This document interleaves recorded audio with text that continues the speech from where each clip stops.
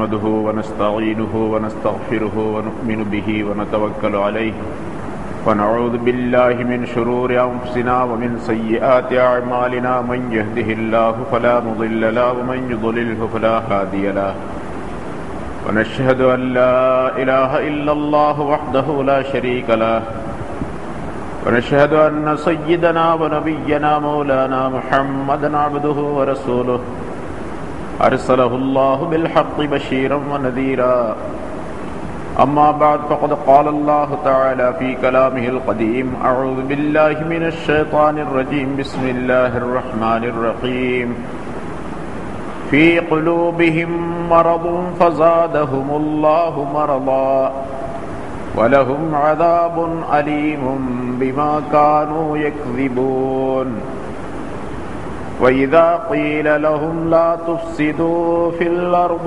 قالوا إنما نحن مصلحون ألا إنهم هم المفسدون ولكن لا يشعرون صدق الله العظيم. கண்ணியத்திற்குரிய பெரியோர்களே, சகோதரர்களே, முனாஃபிகீன்கள் சம்பந்தமாக இதற்கு முன்னால் சொல்லப்பட்ட ஆயத்துகளில் 2 ஆயத்துகளில் சில விளக்கங்களை அல்லாஹ் தஆலா சொல்லி காட்டினார். பிறகு இப்பொழுது வாசிக்கப்பட்ட இந்த ஆயத்திலே அந்த மனிதர்கள், அந்த முனாஃபிகீன்கள் இப்படி மனதிலே ஒன்றும் வெளியே ஒன்றுமாக இருப்பதற்குரிய காரணம் என்னவென்றால், ஃபீ குலூபிஹிம் மரலுன், அவர்களுடைய உள்ளங்களிலே ஒரு நோய் இருக்கின்றது. ஃபஸாதஹுமுல்லாஹு மரலா, அந்த நோயை போக்குவதற்குரிய வைத்தியத்தை அவர்கள் தேடிக்கொள்ளாததின் காரணத்தினால் அல்லாஹ் அவர்களுக்கு அந்த நோயை அதிகப்படுத்தி விட்டான். அந்த நோயிலேயே அவர்கள் நிரந்தரமாக அதிகம் துன்பப்படக்கூடியவர்களாகவே அவர்கள் இருந்து விட்டார்கள். இப்படி அவர்கள் அந்தரங்கத்திலே நோய் உடையவர்களாக இருந்த காரணத்தினால் வலஹும் அதாபுன் அலீமும் பிமா கானூ யக்ஸிபூன், அவர்கள் பொய் சொல்லிக் கொண்டிருந்த காரணத்தினால் நோவினை தரும் வேதனை அவர்களுக்கு உண்டு என்று அல்லாஹ் தஆலா சொல்லுகின்றான் இந்த ஆயத்திலே. அவருடைய இதயங்களிலே நோய் இருக்கின்றது என்று சொன்னால் என்ன? வெளித்தோற்றத்தில் உள்ள நோய் அல்ல, இது உடல் சம்பந்தப்பட்ட நோய் அல்ல, இது மனம் சம்பந்தப்பட்ட நோய். அது நிஃபாக், நயவஞ்சகத்தனம், அல்லது ஃபசாத், குழப்பம், அல்லது ஷக்கு, சந்தேகம், அல்லது பலவீனம், அல்லது ஷஹ்வத்தே நஃப்சானியா, மனதை சேர்ந்த மனோ இச்சை, இப்படிப்பட்ட பல்வேறு விதமான தன்மைகள். இதை எல்லாவற்றையும் நோய் என்பதாக ஒரே வார்த்தையிலே அல்லாஹ் தஆலா குறிப்பிடுகின்றார்.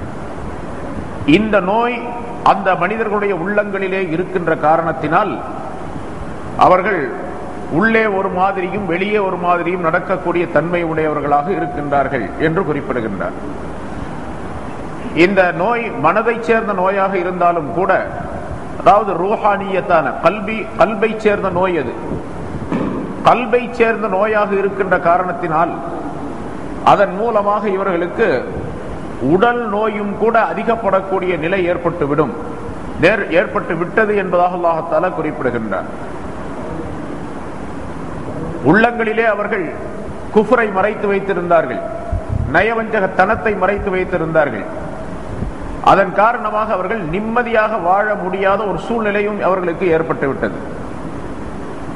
மூமின்களிடத்தில் வந்தால் நாங்கள் உங்களோடு இருக்கின்றோம் என்று சொல்லிக் கொள்ளுகின்றார்கள். பின்னால் அல்லாஹ் தஆலா அதனை தெளிவாக சொல்லி காட்டுகின்றார்.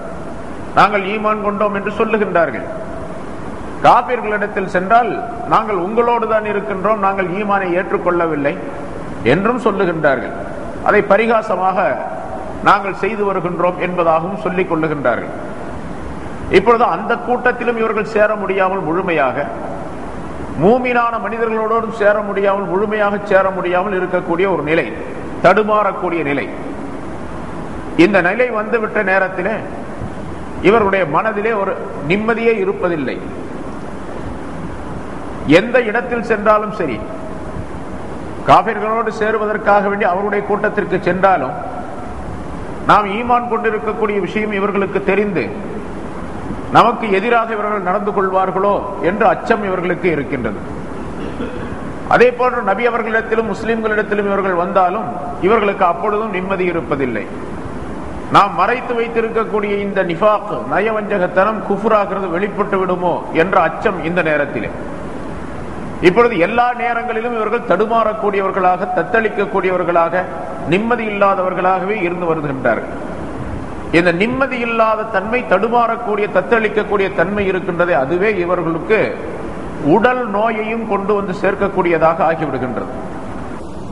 ஆகவேதான் அல்லாஹு தஆலா உள்ளத்தினுடைய நோயை மட்டும் சொல்லி விளக்கி காட்டி அதன் மூலமாக எல்லா வகையான நோய்கள் உடையவர்களாக இவர்கள் ஆக்கப்படுகின்றார்கள் என்பதை அல்லாஹ் தஆலா குறிப்பிடுகின்றார். ஃபீ குலூபிஹிம் மரலுன், இவர்களுடைய உள்ளங்களிலே ஒரு நோய் இருக்கின்றது. நயவஞ்சகத்தனம் என்ற நோய், சந்தேகம் என்ற நோய், அல்லது குஃபுர் என்ற நோய், அல்லது மனோ இச்சை. முஸ்லிம்களை மட்டும் இவர்கள் துயர்ந்தால், நபி அவர்களை மட்டும் துயர்ந்தால் இந்த உலகத்தினுடைய பொருளாதாரம் அவர்களுக்கு சரியாக கிடைக்காது. எனவே வெளித்தோற்றத்திலே நமக்கு பாதுகாப்பு வேண்டும். இந்த முஸ்லிம்களிடத்திலிருந்து, இஸ்லாமிய அரசாங்கத்திலிருந்து நமக்கு பாதுகாப்பு வேண்டும். அதற்காக வேண்டி நாம் அவர்களை துயருவதை போன்று நாம் நடிக்க வேண்டும். பிறகு குப்பார்களிடத்திலிருந்து நமக்கு உலக ஆதாயத்தை பெற வேண்டும். அதற்காக வேண்டி நாங்கள் அவர்களோடு இருப்பதை போன்று காட்டிக்கொள்ள வேண்டும். எங்களுடைய உள்ளத்தால் நாங்கள் உங்களோடு இருக்கின்றோம், எங்களுக்கு பொருள் உதவி செய்யுங்கள், உலகத்தை தாருங்கள். வெளி தோற்றத்திலே உங்களோடு இருக்கின்றோம் என்று சொல்லிக்கொண்டு எங்களுக்கு பாதுகாப்பு தாருங்கள், எங்களுடைய உடலுக்கு, எங்களுடைய உடைமைகளுக்கு பாதுகாப்பு தாருங்கள் என்று சொல்லுவதை போன்று இவர்கள் இரண்டு இடங்களிலும் நடிக்கக்கூடியவர்களாக அவர்கள் இருந்தார்கள். ஆனால் உண்மையிலேயே இவர்கள் குஃப்ரை சார்ந்தவர்கள் தான். சென்ற வாரம் இந்த விளக்கங்கள் எல்லாம் சொல்லப்பட்டது. குஃப்ரை சார்ந்தவர்கள் தான் இவர்களுக்கு கடுமையான தண்டனை உண்டு. இது என்ன காரணம் என்று சொன்னால் அவருடைய மனதிலே இந்த நோய் இருக்கின்ற காரணத்தினால் என்று அல்லாஹ் தஆலா சொல்லுகின்றார். இந்த நோய் இருக்கின்ற அந்த நோயை அதை நீக்கிக் கொள்வதற்கு உரிய எண்ணம் அவர்களிடத்தில் இல்லை.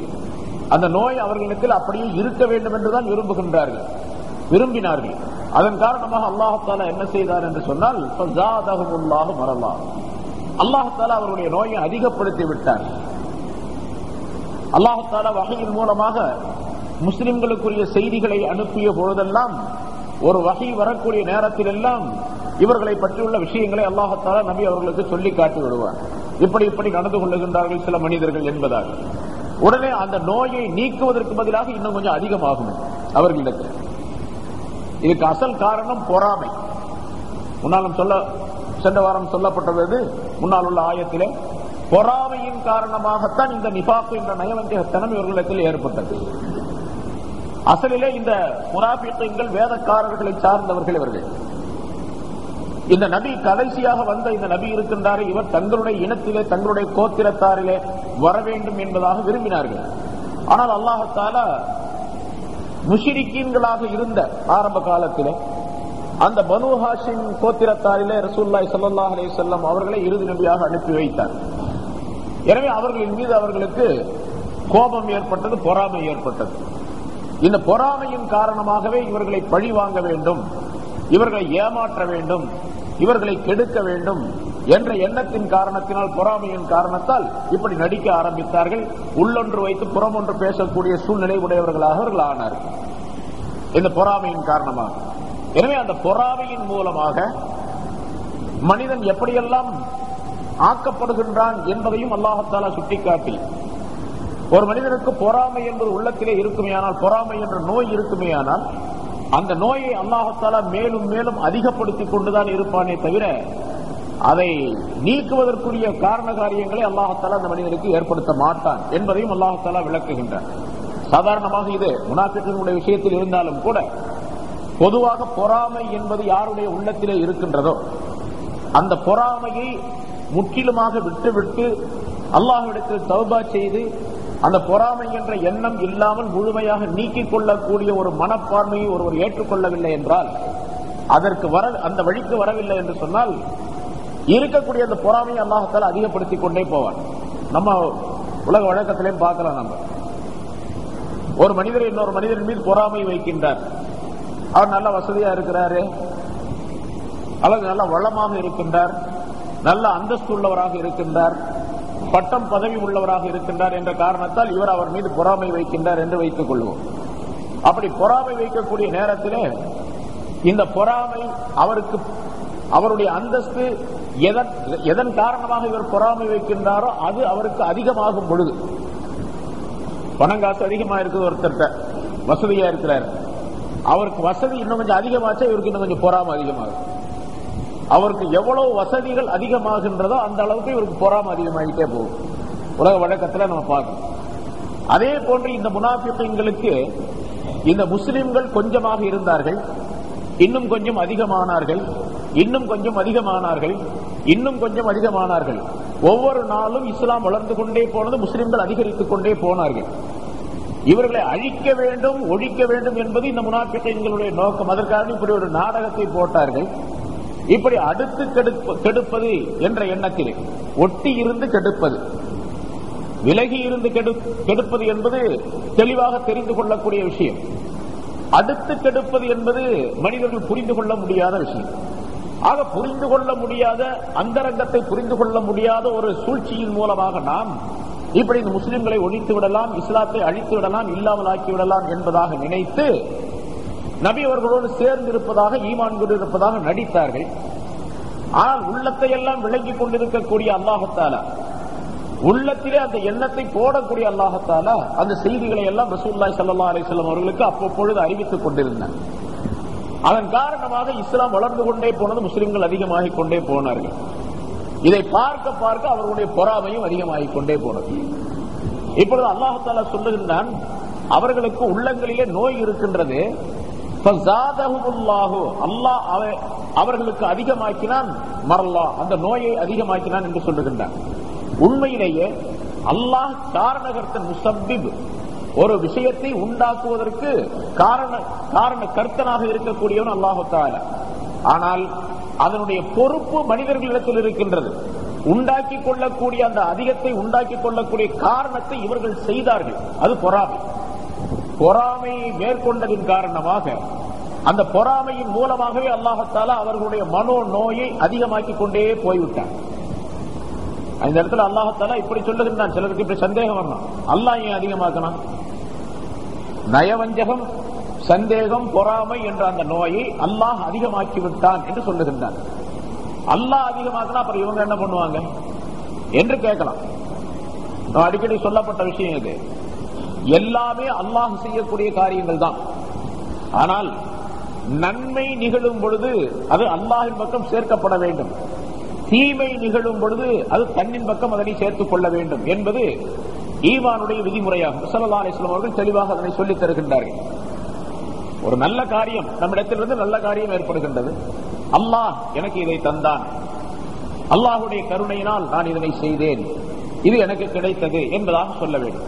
ஒரு தீமையை செய்து விடுகின்றோம், இப்போ அல்லாஹ் தான் செய்தான் என்று சொல்லி அந்த தீமையை அல்லாஹ்வின் பக்கம் சேர்க்கக்கூடாது. ஒரு மனிதன் மது அருந்துகின்றான், அல்லாஹ் தான் குடிக்க சொன்னான் என்று சொல்லக்கூடாது. ஒரு மனிதன் ஜினா செய்து விட்டான், அல்லாஹ்வுடைய நாட்டம் இல்லாமல் நடக்குமாங்க, அல்லாஹ் நாட்டதுனால தான் நான் ஜினா செஞ்சேன் என்று சொல்லக்கூடாது. இப்ப தீமைகளை, கெடுதிகளை, பாவங்களை தன் பக்கம் தான் சேர்க்க வேண்டுமே தவிர அல்லாஹ்வின் பக்கம் சேர்க்கக்கூடாது. ஆனா இங்க அல்லாஹ் என்ன சொல்றான்? அந்த பொறாமை என்ற, நயவஞ்சகம் என்ற அந்த நோயை அல்லாஹ் அவர்களுக்கு அதிகமாக்கி விட்டான் என்று சொல்லுகின்றான். இப்ப அல்லாஹ் அதிகமாக்கி விட்டான் என்று சொன்னால் அந்த அதிகம் ஆவதற்குரிய காரணத்தை இவர்கள் செய்தார்கள். காரணத்தை செய்தவர்கள் இவர்கள், காரணத்தை உண்டாக்கியவன் அல்லாஹ் தஆலா. அவனுக்கு பெயர் முசப்பிப் என்பதாக சொல்லப்படும். எதை செய்கின்றார்களோ அதற்கு பெயர், அந்த வேலைக்கு பெயர் சபப் என்பதாக சொல்லப்படும். இந்த ஆலம், இந்த உலகம் இருக்கின்றது, இது ஆலமுல் அஸ்பாப், காரண உலகம் என்பதாக சொல்லப்படும். ஒரு காரணம் இல்லாமல் எந்த ஒரு நிகழ்ச்சியும் நடைபெறாது. காரணம் இல்லாமல் எந்த ஒரு நிகழ்ச்சியும் நடைபெறாது. ஒரு நிகழ்ச்சி நடைபெற்றால் இது இன்ன காரணத்தினால் என்று ஒரு காரணத்தை அதற்கு கற்பிக்கக்கூடிய நிலை இந்த உலகத்தில் இருக்கின்றது. ஆனால் அந்த காரணத்தை உண்டாக்கி வைக்கக்கூடியவன் அல்லாஹ், காரணத்தை உண்டாக்கி வைக்கக்கூடியவன் அல்லாஹ். இது ஈமானுடைய அசல், கொள்கை சம்பந்தப்பட்ட விஷயத்தில் அசலாக ஆக்கப்பட்டு இருக்கின்றது. இப்படித்தான் நம்பிக்கை கொள்ள வேண்டும். நன்மையும் தீமையும் அல்லாஹ்வின் புறத்திலிருந்து ஏற்படும். முன்னால ஈமானுடைய பாடத்தில் சொன்ன விளக்கத்தில் நன்மையும் தீமையும் அல்லாஹ்வின் புறத்திலிருந்து ஏற்படுகின்றன என்று நம்பிக்கை கொள்வது நான் ஈமான் கொண்டேன் என்று நம்பி இருக்கின்றோம். ஆனால் நன்மை ஏற்படும் பொழுது அது அல்லாஹ்வின் பக்கம் சேர்க்க வேண்டும், தீமை ஏற்படும் பொழுது அதை தன்னின் பக்கம் சேர்க்க வேண்டும். அல்லாஹ் தான் செஞ்சான் என்று அல்லாஹ் மீது குற்றத்தை சுமத்துவது ஈமானுக்கு எதிரான நிலை. அதனால இங்க அல்லாஹ் அதிகமாக்கி விட்டான் என்று சொன்னால் அல்லாஹ் அதிகமாக்கக்கூடிய காரணத்தை உண்டாக்கி வைத்தான். அந்த காரணத்தை செய்தது இவர்களுக்கு இக்தியார் என்று சொல்லப்படக்கூடிய இந்த தக்தீருடைய விஷயம் இருக்கின்றதே, அது விளங்குறது கொஞ்சம் கஷ்டமா இருக்கும். ஸல்லல்லாஹு அலைஹி வஸல்லம் அவர்கள் அதனாலதான் சொன்னாங்க, தக்தீருடைய விஷயத்திலே, கலா கத்ர் ஏற்பாட்டுடைய விஷயத்திலே உங்களுக்கு ஏதாவது சந்தேகம் வந்தால் அந்த விஷயத்தை அத்தோடு முடித்துக் கொள்ளுங்கள். அதுக்கு பின்னால ஆராய்ச்சி பண்ணி கொண்டிருக்க வேண்டாம். ஏன் இப்படி, எதற்காக இப்படி என்பதாக ஆய்வு செய்து கொண்டிருக்க கூடாது. அப்படி ஆய்வு செய்து கொண்டிருந்தால் ஷைத்தான் உங்களிலே வந்து நுழைந்து விடுவான். பிறகு சந்தேகத்தை உண்டாக்கி குஃப்ரின் பக்கம் உங்களை கொண்டு போய் சேர்த்து விடுவான். அதனால அதுல பத்தி ஆராய்ச்சிலாம் பண்ணிட்டு இருக்க கூடாது. அல்லாஹ் தான் செய்யறான், அல்லாஹ் நரகத்தை படைச்சான், நரகத்துல போடணும் அப்படிங்கிற கேட்கக்கூடிய கேள்வி வரைக்கும் மனிதன் வந்துருவான். அதே போன்று அல்லாஹ்வை பற்றி சந்தேகம் வரப்போ அல்லாஹ் வந்து எல்லா பொருளையும் படைக்கிறதுக்கு ஒருவன் வேண்டும் என்று சொன்னால் அவன் அல்லாஹ், அவன் எல்லா பொருளையும் படைக்கிறான். அப்ப அல்லாஹ் படைச்சது யாரு அப்படின்னு ஒரு கேள்வி வரும். இந்த இடம் வந்தால் நீங்கள் சைத்தானை விட்டு பாதுகாப்பு தேடிக்கொள்ளுங்கள், உடனடியாக அந்த சிந்தனையை அறுத்து விடுங்கள் என்பதாக குறிப்பிடுகின்றார். அதுபோன்று ஏதாவது ஒரு விஷயத்திலே தக்தீர் கலா கத்ருடைய விஷயத்திலே சந்தேகம் வரக்கூடிய நேரத்தில் அதை விட்டுவிட வேண்டும். இங்கே அல்லாஹ் சொல்லுவது இப்படி, அவர்களுடைய உள்ளங்களிலே நோய் இருக்கின்றது. நயவஞ்சகம் என்ற நோய், பொறாமை என்ற நோய், பலவீனம் என்ற நோய், சந்தேகம் என்ற நோய், மனோ இச்சை என்ற நோய், இதெல்லாம் இருக்கின்றது. அந்த நோய் இருப்பதின் காரணமாக அவர்கள் அந்த நோயை விலக்கிக் கொள்வதற்குரிய, நீக்கிக் கொள்வதற்குரிய வழிகளை தேடவில்லை. அதனால் அல்லாஹ் தஆலா அந்த நோயை அதிகப்படுத்தி விட்டான் என்பதாக குறிப்பிடுகின்றான். மனதிலே மனிதனுக்கு நோய் ஏற்பட்டு விட்டால் அந்த நோய் உடல் நோயை விட கடினமானது. உடலிலே நோய் ஏற்பட்டு விட்டால் அதற்கு வைத்தியங்கள் செய்து கொள்ளலாம், மருத்துவம் செய்து கொள்ளலாம், விரைவிலேயே அது குணமாகிவிடக்கூடிய சூழ்நிலை ஏற்பட்டுவிடும். ஆனால் உள்ளத்திலே மனிதனுக்கு நோய் ஏற்பட்டு விட்டால் அதற்கு மருந்து என்பது ஷரியாத்தினுடைய முறையில் தான் அதற்கு மருந்திட வேண்டுமே தவிர வெளி தோற்றத்திலே மனிதர்களால் அதற்கு மருந்து கொடுக்க முடியாது, அதை குணப்படுத்த முடியாது. இப்ப சொல்லப்பட்ட பொறாமை என்ற நோய் ஒரு மனிதனுக்கு வந்து விட்டது என்று சொன்னால் அதற்கு வைத்தியம் என்ன? அந்த பொறாமையை விட்டுவிட வேண்டும். பொறாமை எதன் காரணமாக ஏற்பட்டதோ, எந்த மனிதரின் மீது ஏற்பட்டதோ அந்த மனிதரிடத்திலே மார்க்க முறைப்படிக்கு சுமூகமாக மன நிம்மதியோடு மன மகிழ்ச்சியோடு பழகக்கூடிய, உறவாடக்கூடிய சூழ்நிலையை உருவாக்கி கொள்ள வேண்டும். பிறகு அதற்காக வேண்டி இவர் செய்துவிட்ட அந்த பொறாமைக்காக வேண்டி வருந்த வேண்டும், அல்லாஹ்விடத்தில் தௌபா செய்ய வேண்டும். யாரை பொறாமைப்பட்டாரோ அவரை மகிழ்ச்சியோடு ஏற்றுக்கொள்ளக்கூடிய, அவரோடு உறவாடக்கூடிய தன்மையை உருவாக்கி கொள்ள வேண்டும். மௌலானா அஷ்ரப் அலி தானவி ரஹ்மத்துல்லாஹி அலைஹி அவர்கள் சொல்லுகின்றார்கள், இமாம் கஸாலி ரஹ்மத்துல்லாஹி அலைஹி அவர்கள் இது சம்பந்தமாக ஏராளமான விளக்கத்தை தங்களுடைய இஹ்யா என்ற நூலிலே எழுதுகின்றார்கள். மனம் சம்பந்தப்பட்ட நோய் ஒரு மனிதனுக்கு ஏற்பட்டு விட்டால் அதற்கு இலாஜ், வைத்தியம் என்னது? ஒரு மனிதருக்கு பொறாமை, இன்னொரு மனிதருக்கு வேறு ஏதாவது மனம் சம்பந்தப்பட்ட தீமைகள் ஏற்படுகின்றன என்று சொன்னால் மன தீமைகளை அகற்றுவதற்காக வேண்டி ஸல்லல்லாஹு அலைஹி வஸல்லம் அவர்கள் வழிமுறைகளை சொல்லி தந்திருக்கின்றார்கள். அதை கடைபிடிக்க வேண்டும். அப்படி கடைபிடித்து அந்த நோயை நீக்குவதற்குரிய வழியை உண்டாக்கி கொள்ள வேண்டும். மௌலானா அஷ்ரப் அலி தானவி ரஹ்மத்துல்லாஹி அலைஹி அவர்கள் சொல்லுகின்றார்கள், பொறாமை வந்தால் அது எப்படி நீக்க வேண்டும் என்பதற்கு ஒரு சின்ன உதாரணம் தங்களுடைய வாழ்க்கையிலே நடந்ததை சொல்லி காட்டுகின்றார்கள். ஒரு நாள் அவர்கள் மகரிபுடைய தொழுகையை தொழுதுவிட்டு உட்கார்ந்து இருக்கின்றார்கள். தஸ்பீஹாத்துகள், திக்ர்கள் செய்து கொண்டிருக்கின்றார்கள் மஸ்ஜிதில். அவருக்கு அருகிலே இவருக்கு மௌலானா அவர்களுக்கு தெரிந்தவர் ஒருவர் உட்கார்ந்து கொண்டிருக்கின்றார். இன்னொருவர் வெளியில் இருந்து வந்தார். அவர் ஒரு பெரிய ஆபீசர், பெரிய அதிகாரி ஒருவர். வந்தவர் இந்த மௌலானாவுக்கு அருகிலே உட்கார்ந்து இருக்கிறார் அல்லவா, அவரிடத்தில் முசாபா செய்து, சலாம் சொல்லி முசாபா செய்து அவரிடத்தில் பேசிக் கொண்டிருந்தார். மௌலானா அவர்கள் பக்கத்தில் உட்கார்ந்து இருக்கிறாங்க. உட்கார்ந்து இருக்கும்போது இவங்களுக்கு ஒரு எண்ணம், இந்த அதிகாரி, இவர் பாரு பெரிய அதிகாரி, அவர் அதிகாரி என்பது தெரியும், வந்தாரு, எனக்கு பக்கத்துல உட்கார்ந்து இருக்கிற இவருக்கு சலாம் சொன்னாரு, முசாபா பண்ணாரு, அவர் கூட பேசிட்டு இருக்காரு. நான் பக்கத்துல தான் உட்கார்ந்து இருக்க, ஒரு சலாம் சொல்லல, என்கிட்ட வந்து முசாவா பண்ணல, என்கிட்ட பேசவும் இல்லை என்று அவர்கள் தங்களுடைய வரலாறை எழுதுகின்றார்கள். இப்படி தங்களுக்கு நடந்த நிகழ்ச்சி, இப்படி ஒரு எண்ணம் எனக்கு ஏற்பட்டது. இந்த மனிதர் வந்தாலும் பாருங்க, என்கிட்ட பேசவே இல்லை, எனக்கு சலாம் சொல்லல அப்படின்னு ஒரு விதமான எண்ணம். அந்த எண்ணம் பொறாமை, பொறாமையினுடைய லேசான ஒரு சாயல் அது. இந்த பொறாமை ஏற்பட்டது. உடனே நான் சைத்தானை விட்டு பாதுகாப்பு தேடினேன், என்னுடைய மனோ இச்சையை மனோ எண்ணங்களை விட்டு பாதுகாப்பு தேடினேன். அவர்கள் சொல்லுகின்றார்கள், நான் உடனே நினைத்தேன், சரி வந்தவர் அவர் அதிகாரி, அவருக்கும் பழக்கம், எனக்கு அவர் பழக்கம் இல்லை அதிகமா, அதனால பழக்கமான அவரிடத்தில் சலாம் சொல்லி அவரிடத்தில் பேசிக் கொண்டு இருக்கின்றார், அதனால எனக்கு என்ன வந்துச்சு, நான் ஏன் அவரை பத்தி பொறாமப்படணும், அவரை பற்றி மனசுல நான் ஏன் தவறாக நினைக்கணும் என்று உடனடியாக நான் முதல்ல நினைத்த அந்த எண்ணத்தை மாற்றிக்கொண்டேன். அப்படி மாற்றிக்கொண்ட பின்னாலே எனக்கு பொறாமை வந்துருச்சு. முதல்ல அதுக்கு என்ன பரிகாரம் என்று நான் சிந்தனை செய்தேன். முதல்ல ஆரம்பமாக பொறாமையுடைய ஒரு சாயல், லேசான ஒரு நிலை எனக்கு வந்து விட்டது. அப்படி வரக்கூடாது உள்ளத்துல. அப்படி வந்துச்சுன்னு சொன்னா அது நப்சுக்கு ஆதாரமாக ஆகி போயிடும், என்னுடைய கல்வை கெடுக்கக்கூடியதாக ஆயிடும், என்னுடைய ரூஹுக்கு மாற்றமானதாக ஆயிடும், என்னுடைய தியானத்துக்கு மாற்றமானதாக, என்னுடைய ஞானத்தை கெடுக்கக்கூடியதாக ஆயிடும், என்னுடைய இல்முக்கு நேர் மாறானதாக ஆயிடும், ஈமானுக்கு தவறானதாக ஆயிடும். அதனால நான் என்ன பண்ணணும் என்று நான் சிந்தனை செய்தேன். இப்போ அந்த நேரத்தில் எனக்கு ஒரு நினைவு வந்தது, இதை மாற்றுவதற்கு வழி. இமாம் கஸாலி ரஹ்மத்துல்லாஹி அலைஹி சொல்லி காட்டுகிறார், ஸல்லல்லாஹு அலைஹி வஸல்லம் அவர்கள் சொன்னதை போல் உடனடியாக நான் அந்த அதிகாரியிடத்தில், அவர் பேசிட்டு போயிட்டாரு, மறுநாள் அவரை நான் பார்த்தேன். மௌலானா அவர்கள் சொல்லுகின்றார், முதல்ல அவரை பார்த்தேன், நானே போய் அவரிடத்தில் சலாம் சொல்லி முசாஃபா பண்ணி அவரிடத்தில் நான் பேசினேன். சில அன்பளிப்புகளை அவருக்கு கொடுத்து நான் இவர் மீது கொண்ட பொறாமைக்கு பகரமாக அந்த பொறாமையை நீக்கிக் கொள்வதற்காக வேண்டி அதற்குரிய கஃபாராவாக, நஷ்ட ஈடாக நான் இவரிடத்தில் பேசுகின்றேன், இவரிடத்தில் அன்பு பாராட்டுகின்றேன், இவருக்கு அன்பளிப்பு தருகின்றேன் என்ற எண்ணத்தில் அதை நான் செய்த பொழுது எனக்கு முந்தி அவர் மீது இருந்த அந்த பொறாமையோ அல்லது வேறு விதமான தவறான எண்ணங்களோ ஏற்படாமல் என்னுடைய உள்ளம் தெளிவாக ஆனது என்பதாக குறிப்பிடுகின்றார். இப்ப அவர் கொண்ட பொறாமை இருக்கு பாருங்க, அது வந்து அவரை கெடுக்கணுங்கிற எண்ணம்லாம் இல்ல, அவருக்கு சலாம் சொன்னார், எனக்கு ஏன் சலாம் சொல்லல என்ற ஒரு நினைப்பு, அவ்வளவுதான். ஆனா இதுவும் கூட தவறு என்பதாக ஞானவான்கள் விளங்குகின்றார்கள். காரணம் என்னன்னு கேட்டா, அவருக்கு தெரிந்தவர், அதனால சலாம் சொல்றாரு, பேசிட்டு இருக்கிறாரு. இவர் என்கிட்ட வந்து பேசணும், சலாம் சொல்லணும், எனக்கு முசாவா பண்ணணும் என்ன அவசியம்? நிறைய நமக்கு மத்தியில நிறைய நடக்கக்கூடிய விஷயங்கள்.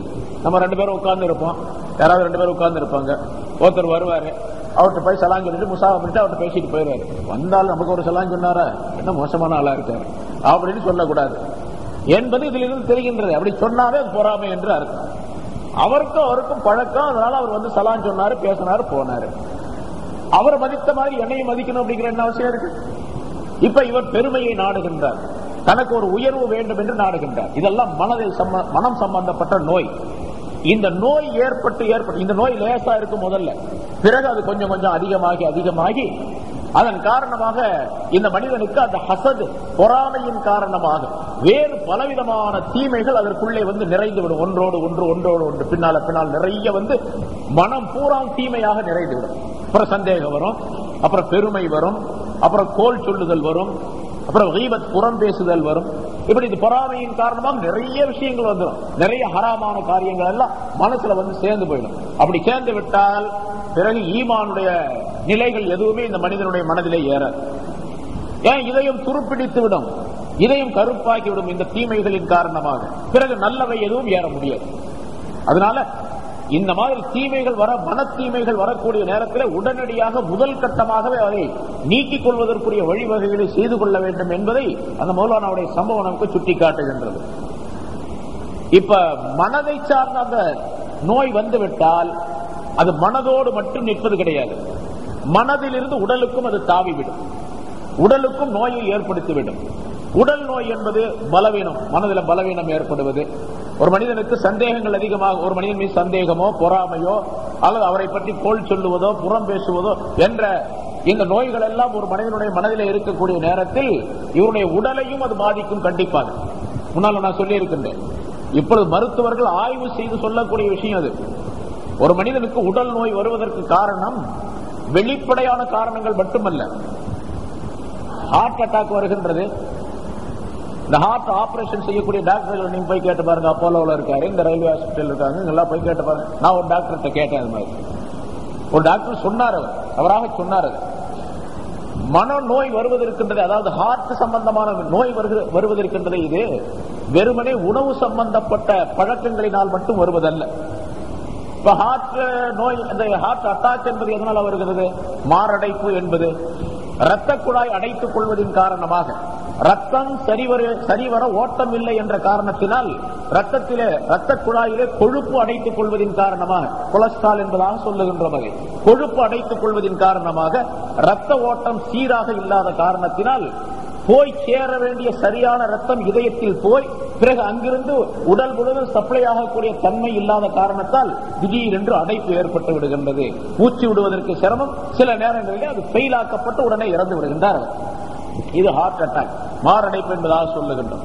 ஆனால் மாரடைப்பிற்கும் உணவு சம்பந்தப்பட்ட நிலைக்கும் சம்பந்தம் என்பது மிக குறைவுதான். ஒரு மனிதனுக்கு ஹார்ட் அட்டாக், மாரடைப்பு என்பது வராமல் இருக்க வேண்டும் என்று சொன்னால் அவன் தன்னுடைய குணங்களை சரிபடுத்திக் கொள்ள வேண்டும். நல்ல பண்புள்ளவனாக ஒரு மனிதன் இருக்கும் பொழுது இவனுக்கு ஹார்ட் அட்டாக் என்பது வரவே வராது என்பதாக மருத்துவர்கள் இன்று குறிப்பிடுகின்றனர். ஒரு மனிதனுக்கு ஹார்ட் அட்டாக், மாரடைப்பு என்பது வராமல் இருக்க வேண்டும் என்று சொன்னால் அவன் தன்னுடைய குணங்களை சரிபடுத்திக் கொள்ள வேண்டும். நல்ல பண்புள்ளவனாக ஒரு மனிதன் இருக்கும் பொழுது இவனுக்கு ஹார்ட் அட்டாக் என்பது வரவே வராது என்பதாக மருத்துவர்கள் இன்று குறிப்பிடுகின்றனர். இப்ப நம்ம சொன்ன பொறாமை பாருங்க, இந்த பொறாமை அதிகப்படுவதன் காரணமாக உடலில் உஷ்ணம் அதிகமாகின்றது. உடலில் உஷ்ணம் அதிகமாகும் பொழுது இந்த பிளட் சர்க்குலேஷன், ரத்த ஓட்டம் என்பது அதிகப்படுகின்றது. எவ்வளவு வேகத்திலே ரத்தம் ஓட வேண்டுமோ அந்த அளவுக்கு தான் ஓட வேண்டுமே தவிர அதை விட அதிகமான வேகத்திலே, மிக அதிகமான வேகத்திலே நரம்புகளிலே ரத்த ஓட்டம் ஏற்படும் பொழுது ஹார்ட் தாங்க முடியாத, இதயம் தாங்க முடியாத ஒரு அளவை அங்கே மேற்கொள்ளுகின்றது. அதன் காரணமாக ஹார்ட் வெடித்து விடுகின்றது, ஃபெயில் ஆகி விடுகின்றது, இறந்து விடுகின்றார் என்பதாக குறிப்பிடுகின்றார்கள். ஹார்ட் அட்டாக் ஏற்படுவது சில மனிதர்களுக்கு பொறாமையின் காரணமாக கூட ஏற்பட்டு விடுகிறது. கொலஸ்ட்ராலின் காரணமாக, அடைப்பதின் காரணமாக மட்டுமல்ல, பொறாமையின் காரணமாக ஏற்பட்டு விடுகிறது. இதே போன்று தீய குணங்கள் இருக்கும் பொழுது அந்த தீய குணத்தின் காரணமாக ரத்த நாளங்களிலே மாற்றம் ஏற்படுகின்றது. அந்த மாற்றத்தின் காரணமாக மனிதனுக்கு உடலிலும் மாற்றம் ஏற்படுகின்றது, உடல் நோய் ஏற்பட்டு விடுகின்றது என்பதாக குறிப்பிடுகின்றார். எனவே மனநோய் வந்துவிட்டால் அது உடலுக்கும் நிச்சயமாக தாவிவிடும், உடலையும் கெடுத்துவிடும். உடலை கெடுத்துவிட்டால் மனிதனுடைய உள்ளத்திலே நோய் ஏற்பட்டு உடலும் கெட்டுவிட்டால் அவனுடைய அறிவும் பாதிக்கப்பட்டுவிடும். உடலும் உள்ளவும் கெடும் பொழுது கண்டிப்பாக அறிவு பாதிக்கும். அறிவு பாதித்தால் அந்த மனிதன் செய்யக்கூடிய, நினைக்கக்கூடிய சிந்தனைகள் எல்லாம் தவறாகத்தான் இருக்குமே தவிர நேர்மையானதாக இருக்காது. அதனால்தான் அல்லாஹ் தஆலா இதை உலக மக்கள் அனைவருக்கும் அறிவிக்க வேண்டும் என்பதற்காக வேண்டி அவருடைய உள்ளங்களிலே நோய் இருக்கின்றது என்பதாக சொன்னார். வெறுமனே பொறாமை என்பதாக மட்டும் வார்த்தையை சொல்லவில்லை. இந்த நோய் என்பது பல்வேறு வகையான தன்மைகள், தீமைகள், அது எல்லாம் சேர்ந்துதான் நோய். இந்த நோய் மனதிலே ஏற்பட்டால், கல்விலே ஏற்பட்டு விட்டால் அது உடலுக்கு தாவுகின்றது. பிறகு உடலில் இருக்கக்கூடிய எல்லா உறுப்புகளும் கெட்டு போவதற்கு காரணமாக அது அசலாக ஆக்கப்பட்டு விடுகிறது. கண் பார்வை தெரியாமல் இருப்பது, காது கேட்காமல் இருப்பது, நாக்கிலே தடுமாற்றம் ஏற்படுவது, கை கால்களிலே பலவீனம் ஏற்படுவது அல்லது வாதம் ஏற்படுவது, இவையெல்லாம் கூட மனநோயின் காரணமாக ஏற்படக்கூடிய, மனதிலே ஏற்படக்கூடிய நோயினால் ஏற்படக்கூடிய தீமைகள் இவையெல்லாம். ஆக உடலுக்கும் அது தாவும் நிச்சயமாக. இமாம் ஹஜ்ரத் ஜுனைதுல் பக்தாதி ரஹ்மத்துல்லாஹி அலைஹி அவர்கள் சொல்லுகின்றார்கள், இந்த மனநோய் இருக்கின்றதை, இது இலலுல் குலூப், உள்ளங்களுக்கு ஏற்படக்கூடிய நோய் இருக்கின்றது, அது மின் இத்திபாஇல் ஹவா, மனோ இச்சையை துயருவதின் காரணமாக ஏற்படுவது. இந்த பொறாமை, சந்தேகம், வஞ்சகம் இவையெல்லாம் எதன் காரணமாக ஏற்படுகின்றன என்றால் மனோ இச்சையை துயர். என்ன மனம் எதை நினைக்கின்றதோ அதையெல்லாம் செய்ய வேண்டும் என்று மனிதன் நினைக்கின்றான். அது கொஞ்சம் கொஞ்சமாக இந்த மனிதனுக்கு பல்வேறு தீமைகளை கொண்டு வந்து சேர்த்து விடுகின்றது. எப்படி உடல் நோய் ஏற்பட்டு விட்டால், உடலுக்கு நோய் ஏற்பட்டு விட்டால் உறுப்புகள் எல்லாம் பாதிக்கப்படுகின்றனவோ, அதே போன்று இதயத்திற்கு நோய் ஏற்பட்டு விட்டால் இதயம் சம்பந்தப்பட்ட எல்லா விஷயங்களும் பாதிக்கப்பட்டுவிடும், மனம் சம்பந்தப்பட்ட எல்லா விஷயங்களும் பாதிக்கப்பட்டுவிடும் என்று ஜுனைதுல் பக்தாதி ரஹ்மத்துல்லாஹி அலைஹி அவர்கள் இந்த ஆயத்திற்கு விளக்கத்திலே ஒரு கருத்தை சொல்லி காட்டுகின்றார்கள். எப்படி மனமாகிறது, மனதிலே கல்புடைய நோயாகிறது மனிதனுக்கு இந்த தீன் சம்பந்தப்பட்ட விஷயங்களை எல்லாம் பலவீனமாக்கிவிடும். அதற்கு பிறகு உடல் நோய் ஏற்பட்டால் எப்படி உறுப்புகளை எல்லாம் பலவீனமாக்கி விடுகின்றதோ, உடலிலே ஒரு நோய் ஏற்பட்டு விட்டது, ஜுரமோ அல்லது தலைவலியோ அல்லது வயிற்று வலியோ நெஞ்சு வலியோ ஏதாவது ஒரு உடல் நோய் ஏற்பட்டு விட்டது என்று சொன்னால் உடலுக்கு பலவீனம் ஏற்பட்டு விடுகின்றது. அதே போன்று உள்ளத்திற்கு நோய் ஏற்பட்டு விட்டால் அது தீனை பலகீனமாக்கிவிடும் என்பதாகவும் குறிப்பிடுகின்றார்கள். மனதிலே ஏற்படக்கூடிய நோய், முன்னால் சொல்லப்பட்ட அந்த நோய், பாவம் என்ற தீமைகள் என்ற அந்த நோய் ஏற்பட்டு விட்டால் மனிதன் கடைபிடிக்கக்கூடிய இந்த மார்க்கம் இருக்கின்றதே, இதனுடைய விஷயங்களிலே பலவீனத்தை கொண்டு வந்து இந்த மனிதனை தீனுடைய காரியங்கள் செய்ய விடாதபடி அது ஆக்கிவிடும். ஆகவே முதலாவதாக நாம் மனதை பாதுகாக்க வேண்டும், இந்த நோய்கள் ஏற்படாமல் என்பதை அல்லாஹ் தஆலா இந்த ஆயத்தின் மூலமாக நமக்கும் அறிவுரையாக சொல்லித் தருகின்றான். எனவே அல்லாஹ் தஆலா அந்த முனாஃபிக்குகளுடைய விஷயத்திலே அவருடைய உள்ளங்களில் நோய் இருந்ததின் காரணத்தினால் அவர்கள் இம்மாதிரி நடந்து கொண்டார்கள். ஆனால் அவர்கள் நோயை போக்கிக் கொள்வதற்குரிய காரணத்தை தேடவில்லை. எனவே அல்லாஹ் தஆலா அவருடைய நோயை அதிகமாக்கி விட்டான் என்பதாக குறிப்பிடுகின்றார். வலஹும் பிறகு சொல்லுகின்றார் ஃபஸாதஹுமுல்லாஹு மரதா வலஹும் அஸாபுன் அலீம். இப்ப முதல்ல சொன்ன காரணம் ஃபஸாதஹுமுல்லாஹு மரதா ஃபீ குலூபிஹிம் மரதுன் ஃபஸாதஹுமுல்லாஹு மரதா. அவருடைய இதயங்களிலே நோய் இருக்கின்றது, அல்லாஹ் அவருடைய நோயை அதிகமாக்கி விட்டான் என்று சொன்னது, இதயத்திலே நோய் வந்து அதன் காரணமாக உடலுக்கும் அந்த நோய் பரப்பப்பட்டு பிறகு அவர்கள் உடலும் உள்ளமும் கெட்டவர்களாகவே அவர்கள் ஆகிவிட்டார்கள். உடலிலும் எந்த விதமான நிம்மதியும் இல்லாதவர்களாக, எந்த விதமான சுகமும் காணாதவர்களாக அவர்கள் இருந்தார்கள். அதே போன்று உள்ளத்திலும் அவர்களுடைய நோயாகிறது நிரந்தரமாக அவர்களுக்கு இருந்து கொண்டே இருந்தது, அதிகப்பட்டுக் கொண்டே இருந்தது. இது எதன் காரணத்தினால்? அவர்கள் கொண்டிருக்கக்கூடிய அந்த பொறாமையின் காரணத்தால். பிறகு அல்லாஹ் தஆலா சொல்றார், இது உலக சம்பந்தப்பட்ட விஷயம், மௌத்துக்கு பின்னால் இவர்களுக்கு என்ன நிலை அது அடுத்து அல்லாஹ் தஆலா சொல்லுகிறார், வலஹும் அஸாபுன் அலீம். அவர்களுக்கு நோவினை தரக்கூடிய வேதனை இருக்கின்றது. முன்னால் அந்த அஸாபுன் அலீம் என்பது முன்னால் ஒரு தடவை வந்தது. நோவினை தரக்கூடிய வேதனை, கடுமையான வேதனை இருக்கின்றது. என்ன காரணத்தினால்? பிமா கானூ யக்ஸிபூன், இவர்கள் பொய் பேசிக் கொண்டிருந்த காரணத்தினால் என்று அல்லாஹ் தஆலா சொல்லுகின்றார். இவர்கள் பொய் பேசிக் கொண்டிருந்த காரணத்தினால் கடுமையான நோய், நோவினை தரும் வேதனை அவர்களுக்கு உண்டு என்பதாக குறிப்பிடுகின்றார். என்ன பொய் பேசிக் கொண்டிருந்தார்கள் இவர்கள்? எது உள்ளத்திலே இருக்கின்றதோ அதை வெளியே சொல்லாமல் வேறு விதமாக சொல்லுவதே பொய் தான்.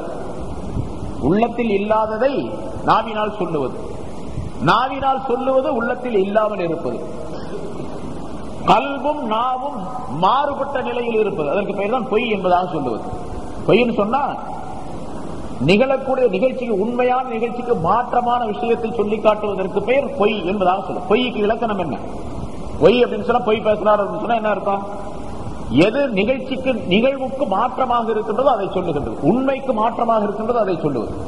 ஒரு விஷயம் நடந்திருக்குது, அது நடக்கலன்னு சொல்றாரு. ஒரு விஷயத்தை செய்து இருக்கிறாரு, நான் செய்யல அப்படின்னு சொல்றாரு, பொய் சொல்றாருன்னு அர்த்தம். ஒரு விஷயத்தை செய்யல, நான் செஞ்சேன்னு சொல்றாரு, இது பொய்.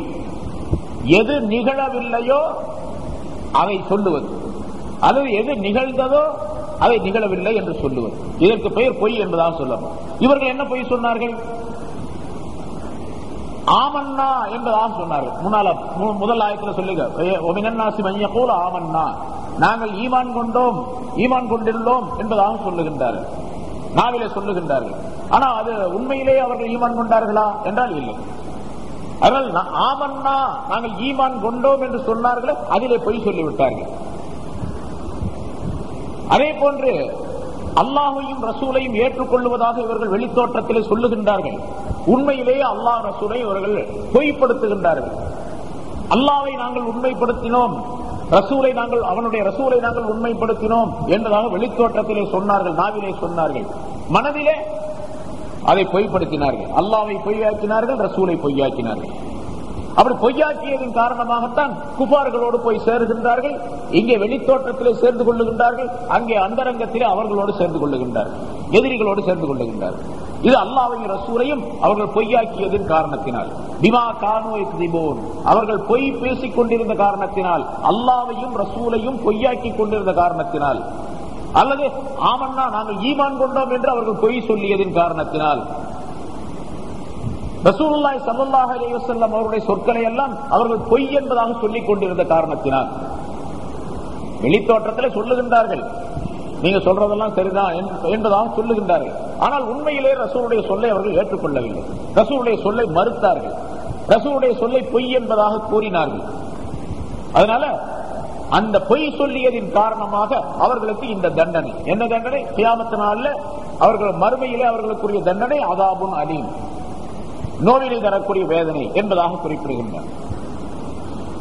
இதன் மூலமாக அல்லாஹ் தஆலா உலக மக்கள் அனைவருக்கும், மூமின்கள் முஸ்லிம்களுக்கு மட்டுமல்ல, நமக்கு குறிப்பாக அல்லாஹ் தஆலா அறிவுரை சொல்லுகின்றான். பொதுவாக உலக மக்கள் அனைவருக்குமே அல்லாஹ் தஆலா ஒரு அறிவுரையை சொல்லுகின்றான்.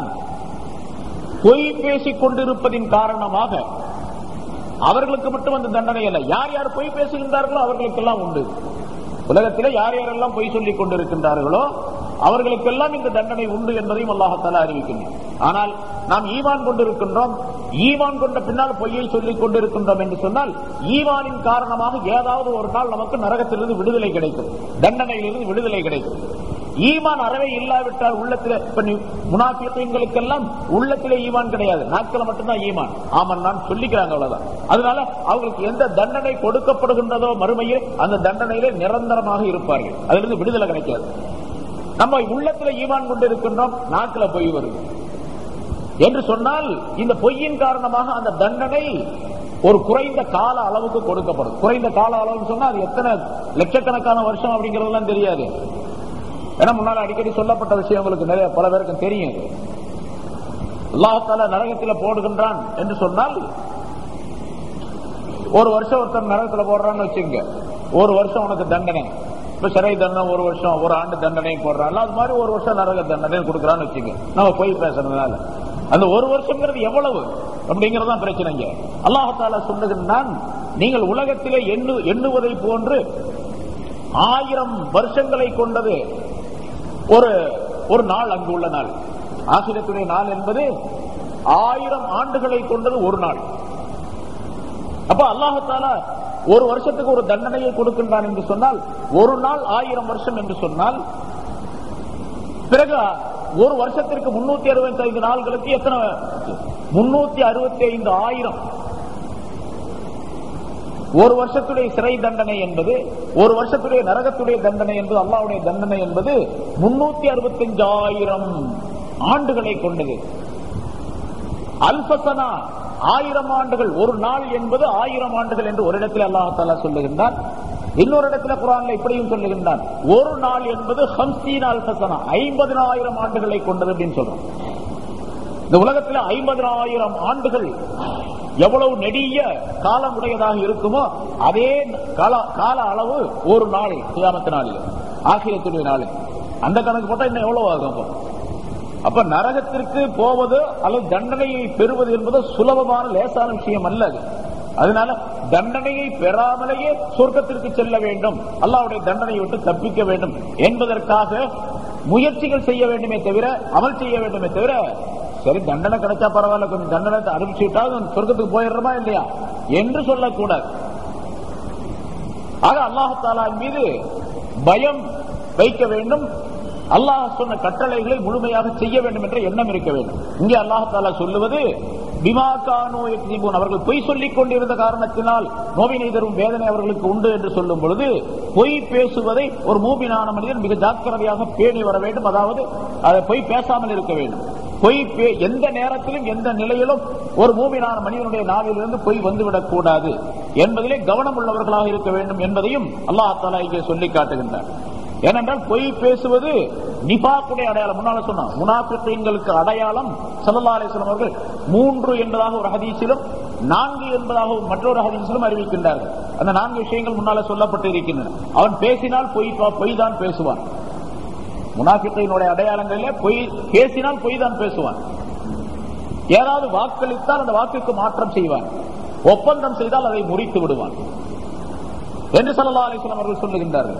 இந்த 3 அடையாளங்களும் ஒரு சேர ஒரு மனிதனிடத்தில் இருந்தால் அவன் நிஃபாக், முனாஃபிக், சரியான முனாஃபிக்காக, முழுமையான முனாஃபிக்காக அவன் இருக்கின்றான் நிஃபாக் என்ற நயவஞ்சகத்தனத்திலே முழுமையாக இருக்கின்றார். மூன்றிலே ஏதாவது ஒன்று இருந்தால் அந்த அளவுக்கு அவனிடத்தில் நிஃபாக் இருக்கின்றது என்று ஸல்லல்லாஹு அலைஹி வஸல்லம் அவர்கள் சொல்லுகின்றார்கள். எனவே மூமினாக இருக்கக்கூடிய நாம் எந்த நேரத்திலும் எந்த நிலையிலும் எந்த பகுதியில் இருந்தும் பொய் என்பது வந்துவிடக் கூடாது என்பதில் கவனமாக இருக்க வேண்டும். ஸல்லல்லாஹு அலைஹி வஸல்லம் அவர்கள் சொல்லுகின்றார்கள், அல் கிதுபு யஅகுலுல் ஈமான் கமா தஅகுலுன் நார் அல் ஹதப். பொய் என்பது ஈமானை சாப்பிட்டு விடும், நெருப்பு விறகை சாப்பிட்டு அழித்து விடுவதை போன்று என்று ஸல்லல்லாஹு அலைஹி வஸல்லம் அவர்கள் சொல்லுகின்றார்கள். இது எவ்வளவு பெரிய விஷயம் பாருங்க. சாதாரணமாக தெரியுது நமக்கு. ஒரு மனிதன் திருடினால் கையை வெட்ட வேண்டும், அவன் விபச்சாரம் செய்தால், திருமணம் ஆனவனாக இருந்தால் அவன் கல்லால் இருந்து கொல்லப்பட வேண்டும், திருமணம் ஆகாதவனாக இருந்தால் அந்த மனிதன் கசையடி கொடுக்க 100 கசையடிகள் கொடுக்கப்பட வேண்டும் அவனுக்கு. இதெல்லாம் சட்டம்.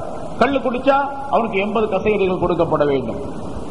அந்த மனிதன் அவதூறு சொன்னான், அவனுக்கு கசையடிகள் கொடுக்கப்பட வேண்டும். இப்படியெல்லாம் சில தண்டனைகள் இருக்கின்றன.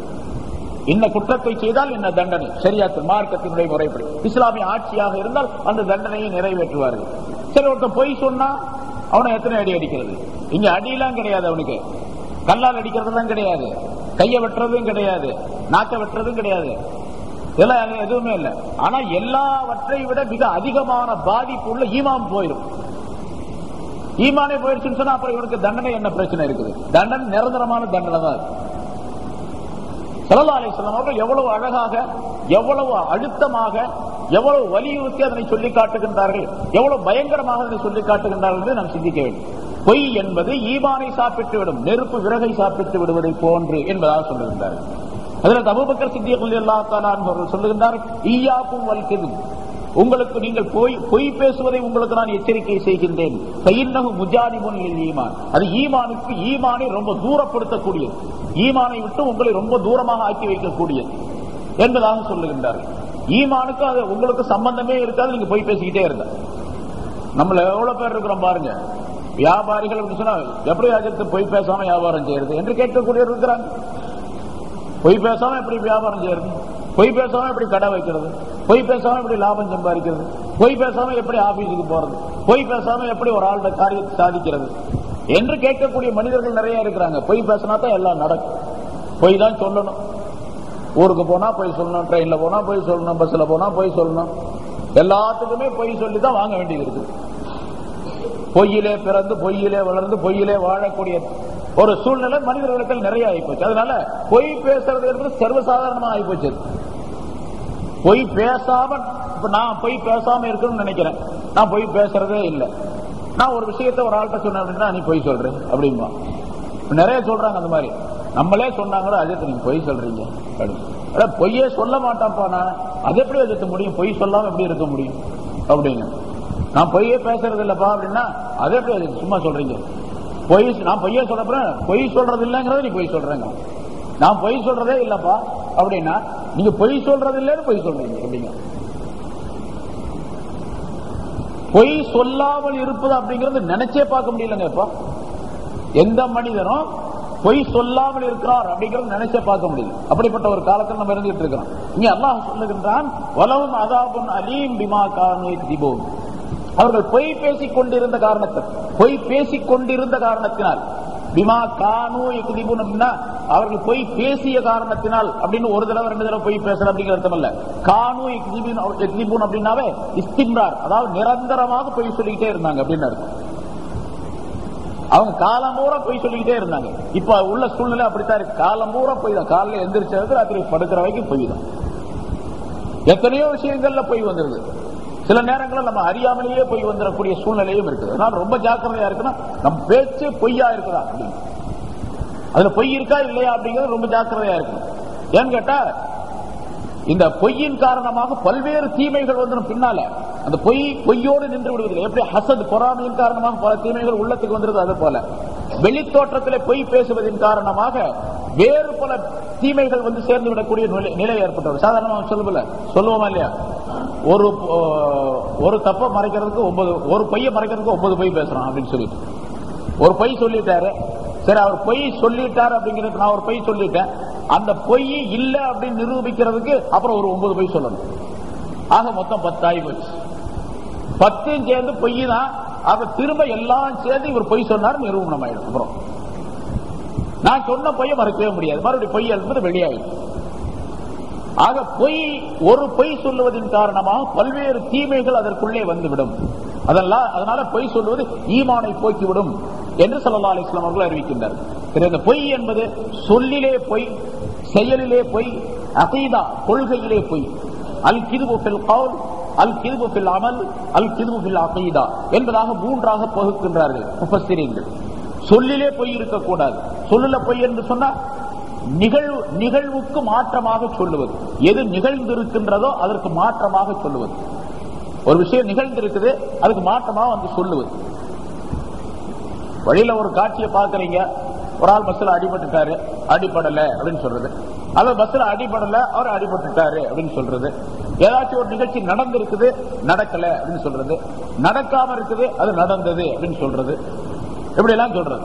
நான் ஒரு பெரிய பாம்பை பார்த்தாங்க வரும்போது, அந்த பாம்பு டேப்பா 60 அடி இருக்கும் அப்படின்னு சொல்றது. ஒரு பாம்பு பார்த்துப்பாரு, சின்ன பாம்புங்க. இப்ப பாம்பை பார்த்தது உண்மைதான், ஆனா பாம்பை பார்த்தது பாம்புடைய அளவு சின்னது, இவர் சொல்லக்கூடிய வார்த்தை ரொம்ப பெருசு. இதுவும் பொய் தான், அதுவும் தேவையில்லாத. விளையாட்டுக்கும் கூட பொய் சொல்லக்கூடாது, விளையாட்டுக்கும் கூட பொய் சொல்லக்கூடாது. இதுவும் பல மனிதர்கள்ட்ட இருக்கு. இந்த மாதிரி தன்னுடைய ஒரு பெரிய சாகசத்தை, தன்னுடைய சாதனைகளை சொல்லி காட்ட வேண்டும் என்பதற்காக வேண்டி பொய் சொல்லக்கூடிய நிலை பல பேர்கிட்ட இருக்குது. நான் ஒரு நாள் அங்க போனங்க, 2 பேரும் வந்தானுங்க, வந்து நம்மகிட்ட பல விதமா இது பண்ணாங்க. நான் ஒரு ஆளை கையை பிடிச்சேன், ஒரு ஆளை குத்தினேன், இன்னொரு ஆளை அடிச்சேன், எல்லாம் பயந்துட்டு ஓடி போயிட்டானுங்க அப்படின்னு சொல்றாரு. ஏதாச்சும் ஒரு சின்ன நிகழ்ச்சி நடந்திருக்குன்னு வச்சுங்க, அந்த சின்னதை பெருசாக்கி இவருடைய சாதனையை விளக்குவதற்காக வேண்டி அடுத்தவர்கிட்ட சொல்லி காட்டுறது. நான் அந்த காலத்துல படிக்கும் போது எப்படி இருந்த தெரியுமா அப்படின்னு சொல்றது. இவர் படிக்கும் போது எப்படியாவது இருந்திருப்பாரு, அதை மிகைப்படுத்தி சொல்லி காட்டுறது மற்றவர்களுக்கு. இதுவும் ஒரு பொய் தான். அதுபோல நான் சின்ன பிள்ளையா இருக்கும்போது எவ்வளவு அழகா இருந்தேன் தெரியுமா அப்படின்னு சொல்லுவார் ஒருத்தர். இப்ப இருக்கிற மாதிரி தான் இருந்திருப்பாரு, 2 கண்ணு ஒரு மூக்கு எல்லாம் தான் இருக்கும், மாத்தமாவெல்லாம் இருக்காது. சின்ன பிள்ளையா இருக்கும்போது எல்லாருமே அழகாத்தான் இருப்பாங்க. கொஞ்சம் வயசாகும் போது கலர் எல்லாம் போயிடும், எல்லாம் நரைச்சு போச்சுன்னா அப்புறம் எல்லாம் கலர் எல்லாம் அழகெல்லாம் போயிடும் தான், எல்லாருமே எல்லாத்துக்குமே போயிடும். நான் சின்ன பிள்ளையா இருப்போம், அப்படி ராஜா மாதிரி இருப்பேன் அப்படின்னு சொல்றது. இப்ப மிகைப்படுத்தி சொல்லுதல் என்பது ஒன்று இருக்குது. அது சில நேரங்கள்ல அது தேவைப்படக்கூடியதாக இருக்கும்.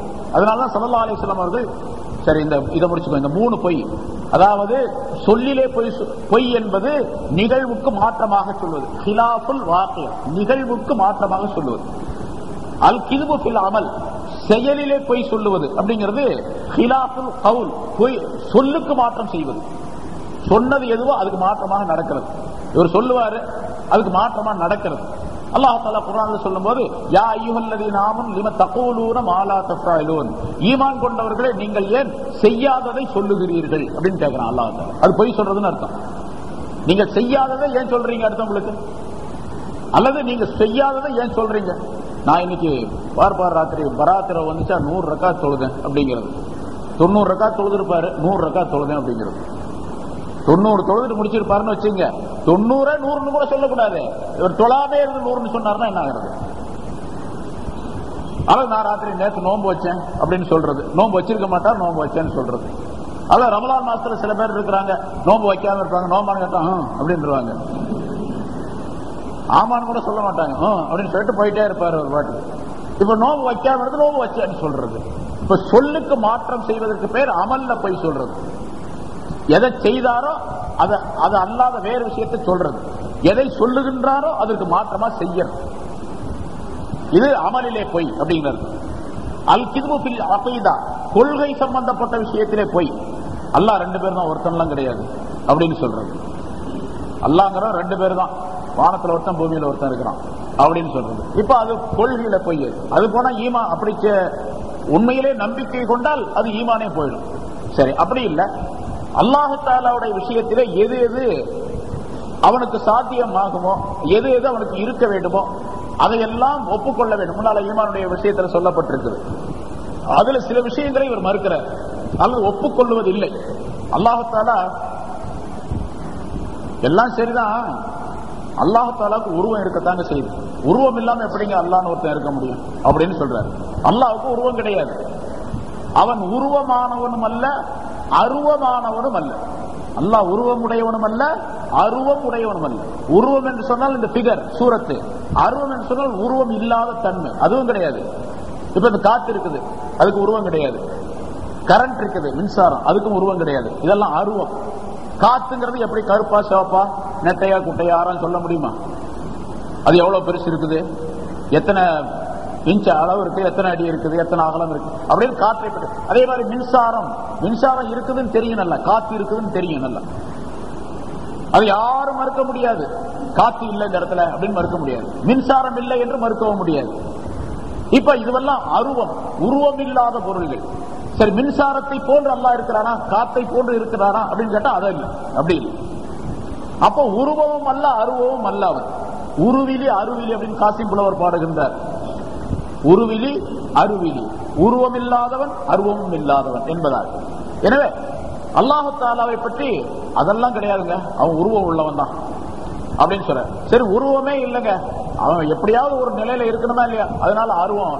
இந்த கரண்ட் எப்படியோ அது போல அல்லாஹ் இருக்கான், உலகம் பூரா அல்லாஹ் தஆலா இருக்கிறான். அதாவது ஆலம் என்ற பிரபஞ்சத்தில் எங்குமே நிறைந்திருக்கின்றான், இந்த கரண்ட் இருப்பதை போன்று, காற்று இருப்பதை போன்று அப்படின்னு ஒருத்தர் சொல்றார். இப்ப அகீதாவுல போய் சொல்றாருன்னு அர்த்தம். இப்படி நம்ப கூடாது. அல்லாஹ் எப்படி இருக்கின்றானோ அப்படி இருக்கிறான், அவ்வளவுதான். நமக்கு பின்னால வருது, பின்னால் ஆயத்துல 4 ஆயத்துக்கு பின்னால வருது, இஸ்தவா அலல் அர்ஷ், அவன் அர்ஷின் மீது நிலையாகி விட்டான் அப்படின்னு இருக்குது. அப்ப அர்ஷுங்கிறது ஒரு பொருள், அதன் மீது உட்கார்ந்து இருக்கான் அல்லாஹ் தஆலா அப்படிங்கிற கற்பனை எல்லாம் செய்யக்கூடாது. அவன் எப்படி இருக்க வேண்டும் என்று அவன் நினைத்திருக்கின்றானோ அப்படியே அவன் இருக்கின்றான், அவ்வளவுதான். அவன் எப்படி இருக்கின்றானோ அப்படி இருக்கின்றான், இப்படித்தான் நம்பிக்கை கொள்ள வேண்டும். அவன் இப்படித்தான் இருக்கின்றான் என்று ஒரு கைது இட்டுவிட்டால், ஒரு வரைக்கு உட்படுத்தப்பட்டு விட்டால் அவன் வேறொரு பொருளாக ஆக்கப்பட்டுவிடும், மக்லூக்காக படைக்கப்பட்ட பொருளாக ஆயிடும். உட்படுத்தப்படுதல், ஒரு வரையறைக்கு உட்படுத்தப்படுதல் என்பது அல்லாஹ்வுக்கு இருக்கக்கூடாது. அது மாதிரி உள்ள விஷயங்களிலே, அல்லாஹ் சம்பந்தப்பட்ட விஷயங்களிலே அல்லாஹ்வுக்கு மாற்றமாக இருக்கக்கூடிய, அவனுடைய தெய்வீக தன்மைக்கு மாற்றமாக இருக்கக்கூடிய, உலூஹியத் என்று சொல்லப்படக்கூடிய தெய்வீக தன்மைக்கு மாற்றமாக இருக்கக்கூடிய ஏதாவது ஒரு நம்பிக்கை வந்தால் அது அகீதாவில போய் சொல்றார் அப்படின்னு அர்த்தம். இப்ப ஒரு மூமினான மனிதருக்கு சொல்லிலே பொய் இருக்கக்கூடாது, அமலிலே பொய் இருக்கக்கூடாது, அகீதாவிலும் பொய் இருக்கக்கூடாது. சரி, அதே மாதிரி உலக சம்பந்தப்பட்ட எந்த விஷயத்திலும் பொய் வந்துடக்கூடாது. ஸல்லல்லாஹு அலைஹி வஸல்லம் அவர்கள் சொல்லுகின்றார்கள், 3 இடங்களிலே பொய் பேசுறது ஜாயிஸ் அப்படிங்கிறாங்க. ரொம்ப நல்லா இருக்குது இந்த ஹதீஸ், சொல்லிக் கொடுங்க, நாங்க அந்த மாதிரி பேணிக்கிறோம் அப்படின்னு சொல்லுவாங்க சில பேர். 3 இடங்களிலே பொய் சொல்லலாம், ஜாயிஸ் இருக்கு.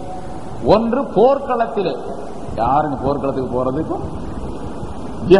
ஜிஹாது செய்யக்கூடிய போர்க்களத்திலே எதிரிகள் சூழ்ந்து கொண்டிருக்கக்கூடிய நேரத்தில் பொய் சொல்லலாம். எதிரி படையிலிருந்து ஒருத்தன் உளவறியறதுக்காக வேண்டி வர்றான் முஸ்லீம் படையில. முஸ்லீம் படை என்றெல்லாம் ஒரு ஆள் வந்து எதிரி படையில மாட்டிக்கிட்டான் அப்படின்னு வச்சுங்க. முஸ்லீம்கள்ல ஒரு ஆள், உங்க படையில எவ்வளவு பேர் இருக்கிறாங்க அப்படின்னு சொல்லும் போது, இவங்க 300 பேர் தான் இருக்கிறாங்கன்னு வச்சுங்க, 30,000 பேர் இருக்கிறாங்க அப்படின்னு சொல்றது. அல்லது அந்த இடத்துக்கு தகுந்த மாதிரி 30,000 பேர் அப்படின்னு சொன்னா இவன் உதப்பான் அப்படிங்கிறதுக்காக சரி 300 பேர் இருக்கிறாங்க அப்படின்னு சொல்றது. ஏதாச்சும் மாற்றி சொல்றது, அந்த இடத்துல எது நிகழ்வோ அதற்கு மாற்றமாக சொல்லுவது. ஏன்னு கேட்டா அந்த இடத்துல எதிரிகளிடத்திலிருந்து நாம் காப்பாற்றப்பட வேண்டும், எதிரிகளிடத்தில் நாம் ஜெயிக்க வேண்டும். தீனை காப்பாற்றுவதற்காக, தீனை உயரச் செய்வதற்காக உள்ள போர் ஜிஹாத் அப்படின்னு சொல்றது, மார்க்க போர். அந்த மார்க்க போரில் பொய் சொல்லுவது கூடும். எதிரிகளிடத்திலே அவர்களுக்கு தப்பிப்பதற்காக வேண்டி பொய் சொல்வது கூடும். இதை ஸல்லல்லாஹு அலைஹி வஸல்லம் அவர்கள் பல இடங்கள்ல, ஜிஹாத் நடந்த இடங்கள்ல பல இடங்கள்ல சொல்ல அந்த மாதிரி சொல்லி இருக்கிறாங்க சஹாபாக்கள். ஸல்லல்லாஹு அலைஹி வஸல்லம் அவர்கள் அதனை வரவேற்று இருக்கின்றார்கள். அதே மாதிரி போர்க்களத்திலே அந்த பெருமையோடு நடந்து செல்லுதல். ஒரு சமயம் ஸல்லல்லாஹு அலைஹி வஸல்லம் ஒரு போருக்கு அனுப்பும் பொழுது ஒரு சஹாபியானவர் அந்த போர்க்களத்திலே தன்னுடைய வாளை எடுத்துக்கொண்டு அந்த போரை பற்றி, இன்று போர் செய்யக்கூடியவர்களுக்கு என்னென்ன சிறப்புகள் இருக்கின்றன, என்ன நன்மைகள் கிடைக்கும், அவர் ஷஹீதாகிவிட்டால் நன்மை கிடைக்கும் அப்படின்லாம் ஸல்லல்லாஹு அலைஹி வஸல்லம் சொன்னாங்க.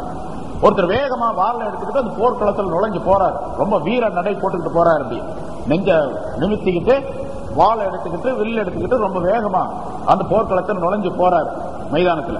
ஸல்லல்லாஹு அலைஹி வஸல்லம் அதை பார்த்த உடனே தங்களுடைய சஹாபாக்கள் சொன்னாங்க, இது ஒரு நடை, இந்த நடையை இந்த இடம் அல்லாத வேறு இடத்தை அல்லாஹ் விரும்புவதில்லை அப்படின்னு சொன்னாங்க. அவர் பெருமையோடு நடந்து போறாருங்க, பீடு நடை போடுகிறார், அப்படி வீர நடை போடுகின்றார். அந்த வீர நடை அவருக்கு ஒரு பெருமை பெருமையோடு போறாருங்க. எதுக்காக வேண்டி? ஜிஹாதுக்காக வேண்டி, தன்னுடைய உயிர் போகணும் அல்லது வெற்றியாகணும் அப்படிங்கிறதுக்காக வேண்டி போறாரு. அப்ப ஸல்லல்லாஹு அலைஹி வஸல்லம் சொன்னாங்க, இந்த நடை இந்த இடத்தில் தவிர வேறு இடத்துல அல்லாஹ் தஆலா விரும்புவது கிடையாது. அந்த போர்க்களத்தில் ஜாயிஸ், அனுமதிக்கப்பட்டது. எதிரிகளை வெல்வதற்காக வேண்டி, இஸ்லாத்தை உயரச் செய்வதற்காக வேண்டி அது. இரண்டாவது ஒரு இடம் இஸ்லாஹு தாத்தில் பைன், மனிதர்களுக்கு மத்தியிலே சமரசத்தை உண்டாக்குவது, சகோதரத்துவத்தை உண்டாக்குவது.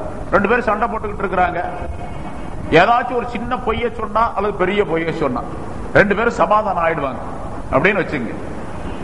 அண்ணன் தம்பி ரெண்டு பேரும் சண்டை போட்டுக்கிட்டு இருக்காங்க, அல்லது மச்சான் மச்சனா ரெண்டு பேரும் சண்டை போட்டுக்கிட்டு இருக்கிறாங்க, ரெண்டு பெண்கள் சண்டை போட்டுக்கிட்டு இருக்கிறாங்க, சச்சரவு பண்ணி ரெண்டு பேரும் பேசுறதே கிடையாது. இந்த ரெண்டு பேத்துக்கு மத்தியில ஒரு சுமூகமான உறவை ஏற்படுத்தணும் அப்படின்னு சொன்னா, சில பொய்யான விஷயங்களை தகவல்களை சொன்னா ரெண்டு பேரும் ஒத்து வந்துருவாங்கன்னு இருக்குதுன்னு வச்சுங்க.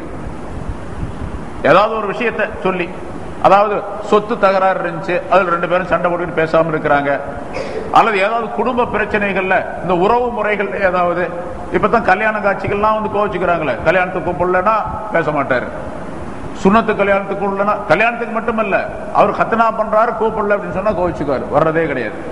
இவர் வீட்டுல ஹத்னா பண்றாரு, என்ன கூப்பிடவே இல்லை இவர். அப்ப கூப்பிடாதனால இவர் அண்ணன் தம்பி கூட பேச மாட்டார், தம்பி அண்ணன் கூட பேச மாட்டார், மச்சான் மச்சனம் கூட பேச மாட்டார், பொண்டாட்டி புருஷன் கூட பேசுறது இல்லைங்க. அந்த மாதிரிலாம் நடக்கும்.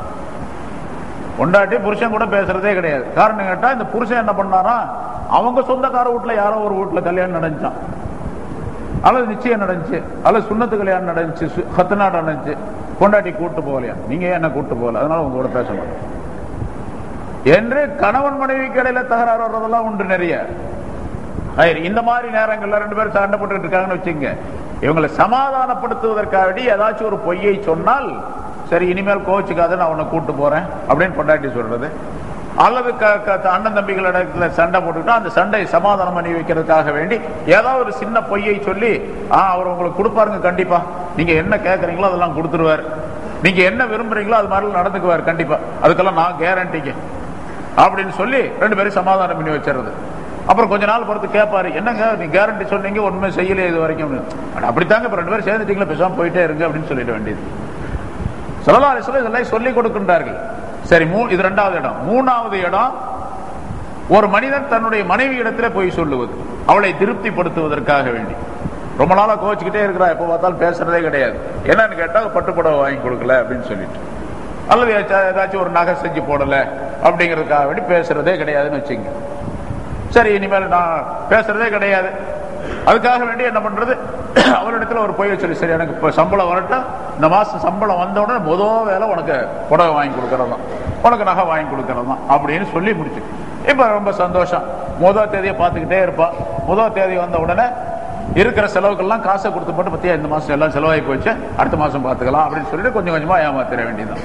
இந்த பொய் சொல்றது இருக்கிறது, இதுவும் ஜாயிஸ்மாக ஸல்லல்லாஹு அலைஹி வஸல்லம் சொல்லுகின்ற கிதுபுர் ரஜ்லி இம்ராத்திஹி லியுர்தியஹா, அவளை திருப்திப்படுத்துவதற்காக வேண்டி மனைவி இடத்துல பொய் சொல்லுவது கூடும். இந்த மூன்று இடங்களிலே தவிர வேறு எந்த இடத்திலும் பொய் சொல்வது ஜாயிஸ் இல்லை என்று ஸல்லல்லாஹு அலைஹி வஸல்லம் அவர்கள் குறிப்பிடுகின்றார்கள். ஆக இந்த முனாஃபிகீன்கள் சம்பந்தமாக அல்லாஹ் தஆலா சொல்லி காட்டி, வலஹும் அதாபுன் அலீம், அவர்களுக்கு உலகத்திலும் தண்டனை, அந்த மனநோய் ஏற்படுவது உலகத்துல தண்டனை, அந்த நோயை அதிகமாக்கி அல்லாஹ் தஆலா அவர்களை அழிக்கின்றார் இந்த உலகத்துல. பிறகு வலஹும் ஃபில் ஆகிரத்தி அதாபுன் அலீம், அவர்களுக்கு மறுமையிலும் அவர்களுக்கு நோவினை தரக்கூடிய தண்டனை உண்டு, வேதனை உண்டு. பிமா கானூ யக்ஸிபூன், அவர்கள் பொய் சொல்லிக் கொண்டிருந்த காரணத்தினால் என்று அல்லாஹ் தஆலா சொல்லி காட்டி, முனாஃபிகீன்கள் மனநோய் உள்ளவர்களாகவும் இருக்கின்றார்கள், அதே நேரத்தில் உடல் நோய் சம்பந்தப்பட்டவர்களாகவும் ஆக்கப்பட்டு விடுகின்றார்கள். அவர்களை போன்று மூமின்கள் எவரும் இருந்து விடக்கூடாது. ஆனா அப்படிப்பட்ட முனாஃபிகீன்கள் இப்ப இருக்கிறாங்களா அப்படின்னு கேட்டா, இப்ப அந்த மாதிரி இருக்கிறாங்கன்னு வச்சுங்க, நடிக்கிறவங்க, நாவினால் ஈமான் கொண்டேன் அப்படின்னு சொல்லிட்டு வெளிப்படையாக அந்தரங்கத்தில் காபிர்களோடு சேர்ந்துகிட்டு இருக்கிறாங்க சில பேர் அப்படின்னு வச்சுங்க. யாராவது ஒருத்தர் அப்படி இருக்கிறார் வச்சுக்கிட்டா, அப்படி யாரும் இருக்க மாட்டாங்க பெரும்பாலும். அப்படி இருந்தாங்கன்னு வச்சுங்க, அந்த முனாஃபிகீன்களை போன்று யாரும் வர முடியாது. இப்ப டைரக்டா ரசூலுல்லாஹி ஸல்லல்லாஹு அலைஹி வஸல்லம் அவர்களிடத்துல வந்து ஆமன்னா நாங்கள் ஈமான் கொண்டோம் அப்படின்னு சொல்லி சேர்ந்துக்கிறாங்க, தொழுகைக்கு வர்றாங்க, மஸ்ஜிதுக்கு வர்றாங்க. அதே நேரத்தில் குஃபார் கூடத்துல போய் அவங்கள்ட்ட உட்கார்ந்து அவங்கள்ட்ட கிடைக்கக்கூடியதெல்லாம் வாங்கிட்டு அவங்கள்ட்ட பேசிக்கிறாங்க. இது என்ன இவர்கள் செய்யக்கூடிய இந்த வேலையின் காரணமாக, நயவஞ்சகத்தின் காரணமாக என்ன விளைவு ஏற்படுது, என்ன தீமை ஏற்படுகின்றது என்று சொன்னால், இந்த முஸ்லிம்கள்ட்ட என்னென்ன ரசூலுல்லாஹி ஸல்லல்லாஹு அலைஹி வஸல்லம் சஹாபாக்கள்ட்ட என்னென்ன பேசிக்கிட்டு இருக்காங்களோ இந்த ரகசியம் எல்லாம் போய் அங்க சொல்லிடுறது. இது பெரிய ராஜ துரோகம் இல்ல. இது ஒரு பெரிய நிகழ்ச்சி நடைபெற்றுக் கொண்டிருக்கின்றது. அங்க இரண்டு சாரார்களுக்கும், முஸ்லிம்களுக்கும் காபிர்களுக்கும் இடையில பெரிய பெரிய போர்கள் எல்லாம் நடைபெறுகின்றது. அவர்கள் இவர்களை அழிக்க வேண்டும் என்பதற்காக பல முஸ்தீபுகளை செய்து கொண்டிருக்கின்றார்கள். தங்களுடைய உடல் பொருள் ஆவி அனைத்தையும் தியாகம் செய்து கொண்டிருக்கின்றார்கள். இரவு பகலாக காலமெல்லாம் முயற்சி செய்து கொண்டிருக்க அந்த மாதிரி இடத்துல போய் இங்க இருக்கக்கூடிய ரகசியங்கள் அங்க போய் சொன்னாங்கன்னு சொன்னா இது எவ்வளவு பெரிய நிகழ்ச்சி. அது இப்ப அது அந்த மாதிரி முனாஃபிக் இந்த காலத்துல இருக்க முடியாது. சரி, அப்படியே ஒரு ஆள் இருந்தாலும் வச்சுங்க, நம்மகிட்ட இஸ்லாம் ஆகி பள்ளிவாசலுக்கு வந்துட்டாரு, நம்ம கூட சேர்ந்தே இருக்கிறாரு, நமக்கு தெரியாம போய் காபிர்கள்ட்ட போய் நம்மளுடைய ரகசியங்கள்லாம் சொல்லி போடுறாரு அப்படின்னு வச்சுங்க. அப்படி இருந்தாலும் கூட அந்த முனாஃபிக் என்ற பெயர் இப்ப கிடையாது அப்படிங்கிறாங்க. பின்ன அவருக்கு பேரு ஜிந்தீக் அப்படின்னு பேரா. ஜிந்தீக்னு சொன்னா மிக கடுமையான காஃபிர் அப்படின்னு அர்த்தம், கடுமையான நிராகரிப்பு உள்ளவன் அப்படிங்கிற அர்த்தம் அதுக்கு ஜிந்தீக் அப்படின்னு சொல்றது. முல்ஹித் அப்படின்னு சொல்லிட்டு ஒரு வார்த்தை இருக்குது. அல்லாஹ் தஆலா யுல்ஹிதூன என்று ஒரு ஆயத்தில குறிப்பிடுகின்றார். முல்ஹித் அப்படின்னு சொன்னா குஃபுரை மறைத்து வைத்துக் கொண்டு செயல்படக்கூடியவர்கள் அவர்கள், குஃபுர்ல கடுமையாக இருக்கக்கூடியவர்கள் அவர்கள். இந்த ஜிந்தீக் அப்படின்னு சொன்னா அந்த காலத்துல முனாஃபிகீன்கள் இருந்தார்களே, அதே போன்று மனதுக்குள்ளே குஃபுரை மறைத்து வைத்துக் கொண்டு வெளித்தோற்றத்திலே மூமின்களோடு இருப்பதாக நடித்துக் கொண்டிருப்பவர்களுக்கு பேர் இந்த காலத்துல ஜிந்தீக் அப்படின்னு சொல்லப்படும். ஸல்லல்லாஹு அலைஹி வஸல்லம் காலத்துல யாரை முனாஃபிக் என்று சொன்னோமோ அவர்களை இந்த காலத்தில் ஜிந்தீக் என்று சொல்ல வேண்டுமே தவிர இவர்களை முனாஃபிக் என்பதாக சொல்லுவது சரியல்ல என்பதாக பல உலமாக்களுடைய கருத்தாகும். இப்ப ரசூலுல்லாஹி இன்னொரு இங்க விஷயம் விளக்கப்படுகின்றது, நமக்கு தெரிந்து கொள்ள வேண்டும். ரசூலுல்லாஹி ஸல்லல்லாஹு அலைஹி வஸல்லம் அவர்களுக்கு அல்லாஹ் தஆலா அறிவித்து கொடுத்து கொண்டிருந்தார், இந்த மாதிரி இந்த மனிதர்கள் இப்படி எல்லாம் செய்கின்றார்கள் என்பதாக. இங்கே பொதுவாகவும் சில இடங்கள்ல இந்த முனாஃபிகீன்களிலே சில பேர் இப்படியெல்லாம் திட்டம் போடுகின்றார்கள் நபியே என்பதாக சொல்லி அவர்கள் போடக்கூடிய திட்டங்களை ரகசியமாக செய்யக்கூடிய அந்த ஆலோசனைகளை எல்லாம் அல்லாஹ் தஆலா வஹீயின் மூலமாக பகிரங்கப்படுத்திக் கொண்டிருந்தார். பகிரங்கப்படுத்துவதோடு மட்டுமல்லாமல் இன்னென்ன நபர்கள் முனாஃபிக்கை சார்ந்தவர்கள், நிஃபாக்கை சார்ந்தவர்கள், இவர்கள் எல்லாம் முனாஃபிக்கினுடைய பட்டியலிலே உள்ளவர்கள் என்பதாகவும் அறிவித்து கொடுத்து கொண்டிருந்தார். அப்படி இருக்கும்போது ரசூலுல்லாஹி ஸல்லல்லாஹு அலைஹி வஸல்லம் அவர்கள் ஹிஜ்ரி 8வது வருஷத்துக்கு பின்னால தனிப்பெரும் அரசாட்சி உள்ளவர்களாக ஆயிட்டாங்க, பெரிய வெற்றி உள்ளவர்களாக ஆயிட்டாங்க. அவங்க கையில் அரசாங்கம் இருந்தது, யாராவது தவறு செஞ்சா அவர்களை கொலை செய்வதற்கு அதிகாரம் இருந்தது மார்க்க முறைப்படிக்கு. இந்த யார் யார் முனாஃபிகீன்கள் இருக்கின்றார் உள்ள கூப்பிட்டு எல்லாத்தையும் காலி பண்ணிடலாம்ல, எல்லாத்தையும் கத்தல் பண்ணிடலாம், வெட்டிடலாமே. பிறகு ரசூலுல்லாஹி ஸல்லல்லாஹு அலைஹி வஸல்லம் ஏன் அவங்களோட தங்களுடைய அந்த ஆளுகளை வச்சுக்கிட்டு இருந்தாங்க கடைசி வரைக்கும்? அந்த மாதிரி முனாஃபிகீன்களை தங்களோடு ஏன் சேர்த்து வைத்துக் கொண்டார்கள் என்பதற்கு பல காரணங்கள் சொல்லப்பட்டிருக்கின்றன. ரசூலுல்லாஹி ஸல்லல்லாஹு அலைஹி வஸல்லம் அவர்களே சொல்லுகின்றார்கள், ஹஜ்ரத் உமர் ரலியல்லாஹு தஆலா அவர்களிடத்தில் சஹாபாக்களுக்கெல்லாம் இந்த மாதிரி ஒரு எண்ணம் இருந்தது. முனாஃபிகீன் யார் யாருன்னு ரசூலுல்லாஹி ஸல்லல்லாஹு அலைஹி வஸல்லம் நல்லா தெரியும், ஆளை கூப்பிட்டு காலி பண்ண வேண்டியதுதானே என்று சொன்னா கூட நான் வெட்டி போடுவேன் அப்படின்னு பல பேர் நினைச்சாங்க. அதுல ஹஜ்ரத் உமர் ரலியல்லாஹு தஆலா அவர்களும் ஒருவர். முனாஃபிக் யாருன்னு அல்லாஹ் சொல்லி கொடுத்தான், ரசூலுல்லாஹ்வுக்கு தெரியும், ஸல்லல்லாஹு அலைஹி வஸல்லம் ஏன் சும்மா விட்டுக்கிட்டு இருக்காங்க என்று ஒரு எண்ணம்.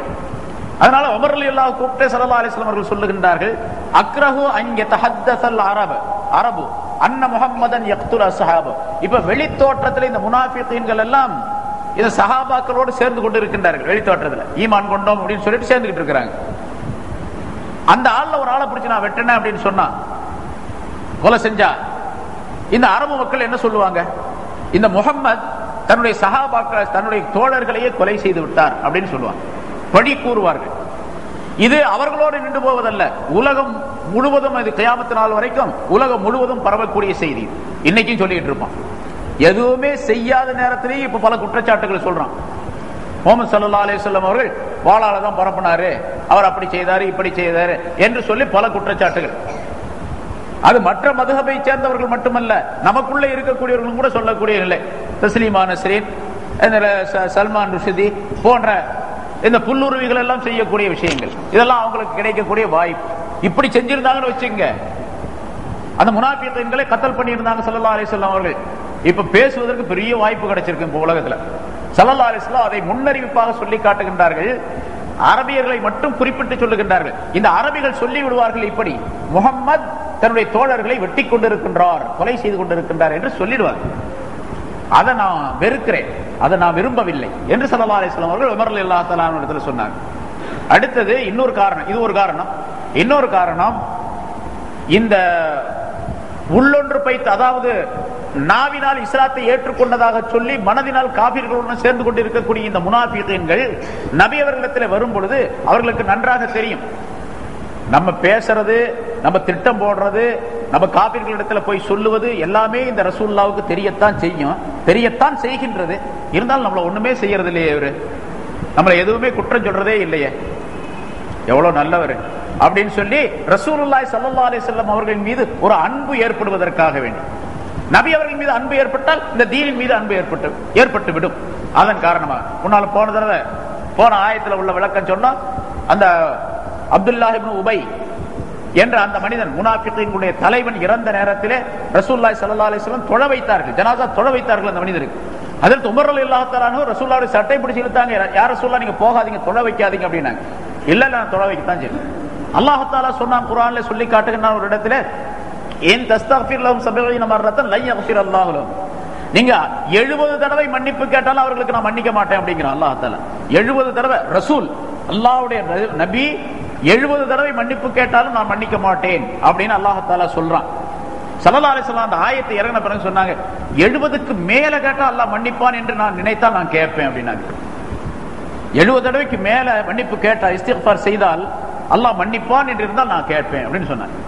பிறகு அல்லாஹ் தஆலா தெளிவாக சொல்லிட்டான், லா தகும், அதாவது அவர்கள் இறந்து விட்டால் அவருடைய கபரிலே நீ நிற்க வேண்டாம், தொட வைக்க வேண்டாம் என்று அல்லாஹ் தஆலா தெளிவாக சொல்லிவிட்டார். அவர்கள் யாருக்கும் நீ தொட வைக்க வேண்டாம் என்பதாக. வலா சல்லி அலைஹிம் மாத்தா அபதா என்று அல்லாஹ் தஆலா சொல்லக்கூடிய ஒரு ஆயத்து. அதாவது முனாஃபிகீன்கள் இறந்து விட்டால் அவர்களுக்கு யாருக்கும் எப்பொழுதுமே நீங்க தொட வைக்க வேண்டாம் என்று அல்லாஹ் தஆலா சொல்லிவிட்டார். அதனால உமர் ரலியல்லாஹு தஆலா அவர்கள் எதை நினைத்தார்களோ அதற்கு தோதாக ஆயத்து இறங்கியது. இருந்தாலும் முன்னால் நம்ம சொன்னா, அந்த ஜனாசாவை, அப்துல்லாஹ் இப்னு உபையுடைய ஜனாசாவை ஸல்லல்லாஹு அலைஹி வஸல்லம் அவர்கள் தொழ வைத்த காரணத்தினால் இவர் எவ்வளவுலாம் கொடுமை செஞ்சார், இருந்தாலும் எவ்வளவு நிஃபாக்குத்தனமா நடந்து கொண்டான், எவ்வளவு பொறாமை வைத்திருந்தான், எவ்வளவு பெரிய தீமைகள் எல்லாம் இந்த ரசூலுக்கு செய்தான்.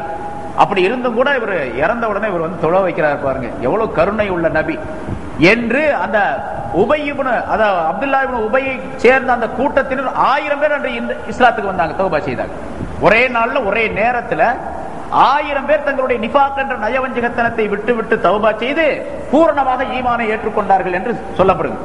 அந்த காரணத்திற்காக ஸல்லல்லாஹு அலைஹி வஸல்லம் விட்டு வச்சிருந்தாங்க. இன்னொரு காரணம், இமாம் மாலிக் ரஹ்மத்துல்லாஹி அவர்கள் சொல்லுகின்றார்கள், ரசூலுல்லாஹி ஸல்லல்லாஹு அலைஹி வஸல்லம் அவர்கள் மக்களுக்கு மத்தியில் எப்படி இருந்தார்கள் என்று சொன்னால், ஒரு நீதிபதி. அவர்கள் ஸல்லல்லாஹு அலைஹி வஸல்லம் ஒரு நீதிபதி. நீதிபதிக்குள்ள வேலை என்னவென்று சொன்னால், நஹ்னு நஹ்குமு பில்லாஹிர், வெளித்தோற்றத்தை கொண்டுதான் நாங்கள் தீர்ப்பு செய்வோம், அவ்வளவுதான். என்கிட்ட வந்து ஒருத்தர் ஃபத்வா கேட்கிறாரு ஒரு விஷயத்தை சொல்லி, அவர் என்ன வெளித்தோற்றத்தில் என்ன சொல்லுகின்றாரோ அதை வச்சுதான் நான் தீர்ப்பு செய்ய முடியும். அவருடைய கல்வை போய் ஆராய்ச்சி செஞ்சு கொண்டிருக்கிறது என்னுடைய வேலையல்ல, என்னால் முடியவும் முடியாது. வெளித்தோற்றத்தை வைத்துத்தான் தீர்ப்பு செய்ய முடியுமே தவிர அந்தரங்கத்தை கண்டுகொள்வது என்பது ஒரு ஹாக்கிமுடைய வேலை அல்ல, ஒரு நீதிபதியுடைய வேலை அல்ல, அது செய்யவும் கூடாது அவர். அதனால் ரசூலுல்லாஹி ஸல்லல்லாஹு அலைஹி வஸல்லம் அவர்கள் ஒரு ஹாக்கிமாக இருந்தார்கள், நீதிபதியாக இருந்தார்கள். அந்த நீதிபதிகளுடைய வேலை, இவர் சொல்லுகின்றார் ஆமன்னா, நாங்கள் ஈமான் கொண்டோம் சொல்லிட்டார், அவ்வளவுதான், சேர்த்துக்க வேண்டியது. பிறகு கல்வி எப்படி இருக்குன்னு பார்க்கறது அல்லாஹ்வுடைய வேலை, நமக்கு அதுக்கு சம்பந்தம் இல்லை. அதனால ஸல்லல்லாஹு அலைஹி வஸல்லம் அவரை கொலை செய்யவில்லை. ஈமான் கொண்டோம் சொல்லிட்டார்ல, வா வா நம்ம கட்சிக்கு வந்துரு, நான் உன்னை எதுவும் செய்ய மாட்டேன். ஏன் ஸல்லல்லாஹு அலைஹி வஸல்லம் சொன்னார்கள் இப்படி, உமிர்த அன் உகாத்திலன் நாஸ ஹத்தா யகூலு லா இலாஹ இல்லல்லாஹ், லா இலாஹ இல்லல்லாஹ் என்று சொல்லும் வரைக்கும் மக்களிடத்தில் போராட வேண்டும் என்று எனக்கு அல்லாஹ் கட்டளையிட்டு இருக்கின்றான், அவ்வளவுதான். லா இலாஹ சொல்லிட்டாங்க, ஃபைதா காலுஹா, அந்த லா இலாஹ இல்லல்லாஹ் என்ற கலிமாவை சொல்லிவிட்டால், அஸபு மின்னி திமாஅஹும் வ அம்வாலஹும், அவருடைய ரத்தத்தையும் ரத்தங்களையும் அவருடைய பொருள்களையும் என்னிலிருந்து அவர்கள் காப்பாற்றிக் கொண்டார்கள், இல்லா பிஹக்திஹா, அதற்குரிய முறையை தவிர. அந்த பொருளை எடுப்பது சில முறைகள் படி, ஜகாத்து சதகா போன்ற செலவுகளுக்காக வேண்டி அவர்களிடத்திலிருந்து வாங்குவது, அது அல்லாம அவருடைய பொருளை எடுப்பது என்பது கூடாது. அதே போன்று அவருடைய உயிரை கொலை செய்வதும் கூடாது, அதற்குரிய முறையை தவிர. அவர்கள் தப்பு செய்து விட்டார்கள், கொலை செய்து விட்டார்கள் என்றால் கொலை செய்ய வேண்டும், அவ்வளவுதான். அந்த முறையை தவிர வேறு எந்த விதத்திலும் அவருடைய பொருளையோ அவருடைய ரத்தத்தையோ நான் வாங்குவது என்பது முடியாது, அதிலிருந்து பாதுகாப்பு கிடைத்துவிடும் அவர்களுக்கு. அவருடைய கணக்கு அல்லாஹ் இடத்துல இருக்குது. அதான் அல்லாஹ் கணக்கு கேட்டுக்குவான், நமக்கு பிரச்சனை இல்லை. ஆக லா இலாஹ இல்லல்லாஹ் என்று சொன்னால் சொல்லும் வரைக்கும் தான் போரிட வேண்டும் என்று அல்லாஹ் போராட வேண்டும் என்று அல்லாஹ் எனக்கு கட்டளை இட்டிருக்கின்றார் என்ற இந்த ஹதீஸின் படிக்கு அவர்கள் லா இலாஹ இல்லல்லாஹ் முஹம்மது ரசூலுல்லாஹ் என்ற கலிமாவை சொல்லிவிட்டார்கள். அதனால் அவர்களுக்கு பாதுகாப்பு, அவர்களை கொலை செய்ய முடியாது. இங்க அந்த முனாஃபிகீன்கள் என்று தெரிந்து கொண்டே ரசூலுல்லாஹி ஸல்லல்லாஹு அலைஹி வஸல்லம் அவர்கள் ஏன் வைத்துக் கொண்டிருந்தார்கள் என்பதற்கு இதுவெல்லாம் காரணம். அதே போன்றுதான் ஒரு மனிதன் முஸ்லிம்களாக இருக்கக்கூடிய, நம்மில இருக்கக்கூடிய மூமின்களாக இருக்கக்கூடிய மனிதர்களிலே ஒருத்தர் வெளித்தோட்டத்தில் வந்து கலிமாவை சொல்லி இஸ்லாத்துக்கு வந்துடுறார். அவர் ஆதரிச்சு அவருக்கு வேண்டிய வழிவகைகளை வசதிகளை எல்லாம் செய்து கொடுப்பது கட்டாயம். நீ நாக்குல மட்டும்தான் கலிமா சொல்ற, உன் மனசெல்லாம் சரியில்லை என்று சொல்லுவதற்கு நமக்கு அதிகாரம் கிடையாது. ஒரு ஆள் வர்றாருன்னு வச்சுங்க, அடுத்த மற்ற கவுமை சேர்ந்த ஒருத்தர், நான் முஸ்லீம் ஆகிறேன் களிமா சொல்லி கொடுங்க அப்படின்னு களிமா சொல்லி கொடுத்தார்.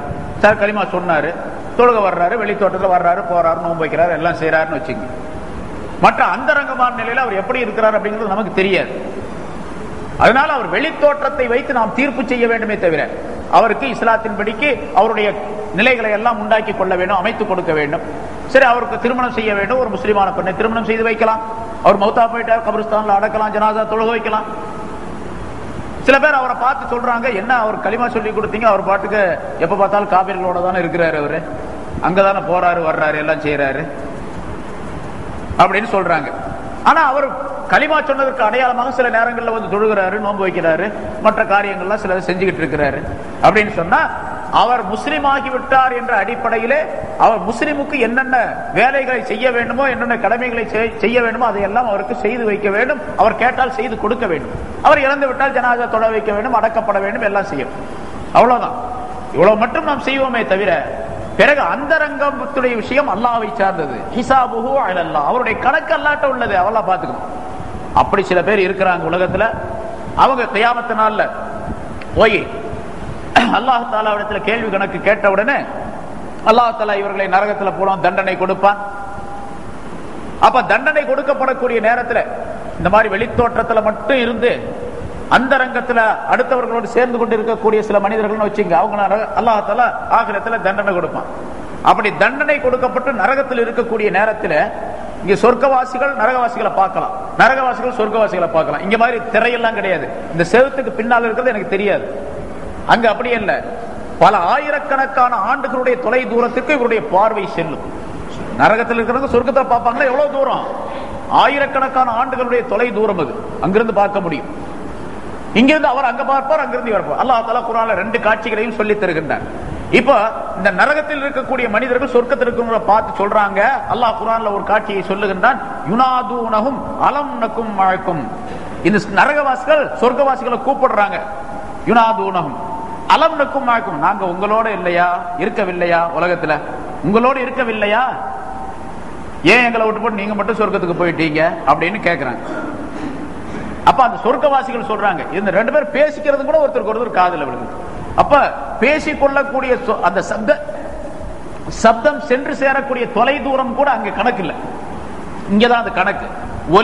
ஒலியினுடைய அதாவது காற்றினுடைய அமைப்பை வைத்து சத்தம் போய் கேட்கும் காதுல, இல்லன்னா கேட்காது. அங்க அந்த அமைப்பு கிடையாது, எவ்வளவு தூரம் வேணாலும் சத்தம் போகும் அப்படின்னு தெரியுது. இதுல இருந்து காலும் அவங்க சொல்லுவாங்க அந்த சொர்க்கவாசிகள், பலா ஆமாப்பா நீ எங்களோட தான் இருந்த உலகத்துல, வலாக்கின்னக்கும் ஃபதன்தும் அன்ஃபுஸக்கும், நீங்க உங்களுடைய நஃப்ஸை உங்களையே நீங்க போட்டு குழப்பிக்கிட்டீங்க, ஒழுங்கா இல்ல. நீங்க வதரப்பஸ்தும், நீங்கள் எதிர்பார்த்து கொண்டிருந்தீர்கள், நமக்கு ஒரு நல்ல காலம் வரும் அப்படின்னு எதிர்பார்த்துக்கிட்டு இருந்தீங்க.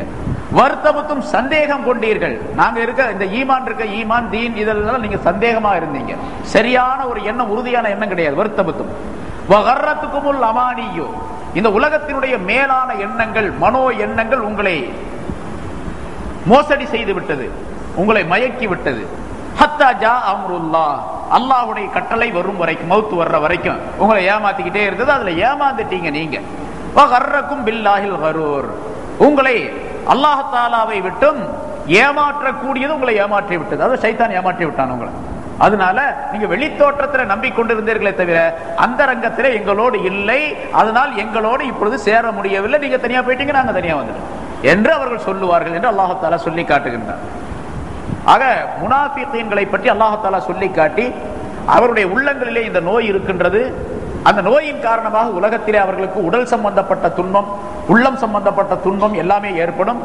அதே போன்று இந்த நோய் இருப்பதின் காரணமாக ஆகிரத்திலே அந்த மனிதருக்கு கடுமையான தண்டனை உண்டு என்றெல்லாம் விளக்கி காட்டி மூமினானவர்கள் இப்படி இருக்கக்கூடாது என்பதை அல்லாஹ் தஆலா எச்சரிக்கை செய்து, அந்த நோயும் இருக்கக்கூடாது மனதிலே, பொய்யும் இருக்கக்கூடாது நாவிலே, அது சம்பந்தமான எந்தெந்த விஷயங்கள் இருக்கின்றோ அவற்றை எல்லாம் தவிர்த்துக் கொள்ள வேண்டும், ஈமானை பாதுகாத்துக் கொள்வதற்காக வேண்டி. அப்படி இருந்தால் உலகத்திலும் சிறப்பாக வாழலாம், ஆகிரத்திலும் சுகமாக வாழலாம் என்பதை அல்லாஹ் தஆலா சுட்டி காட்டுகின்றான். அப்படிப்பட்ட நல்ல பெயர்களை நம் அனைவருக்கும் அல்லாஹ் தஆலா தந்தருள்வானாக. வாஹிர் தாவானா அல்ஹம்துலில்லாஹி ரப்பில் ஆலமீன்.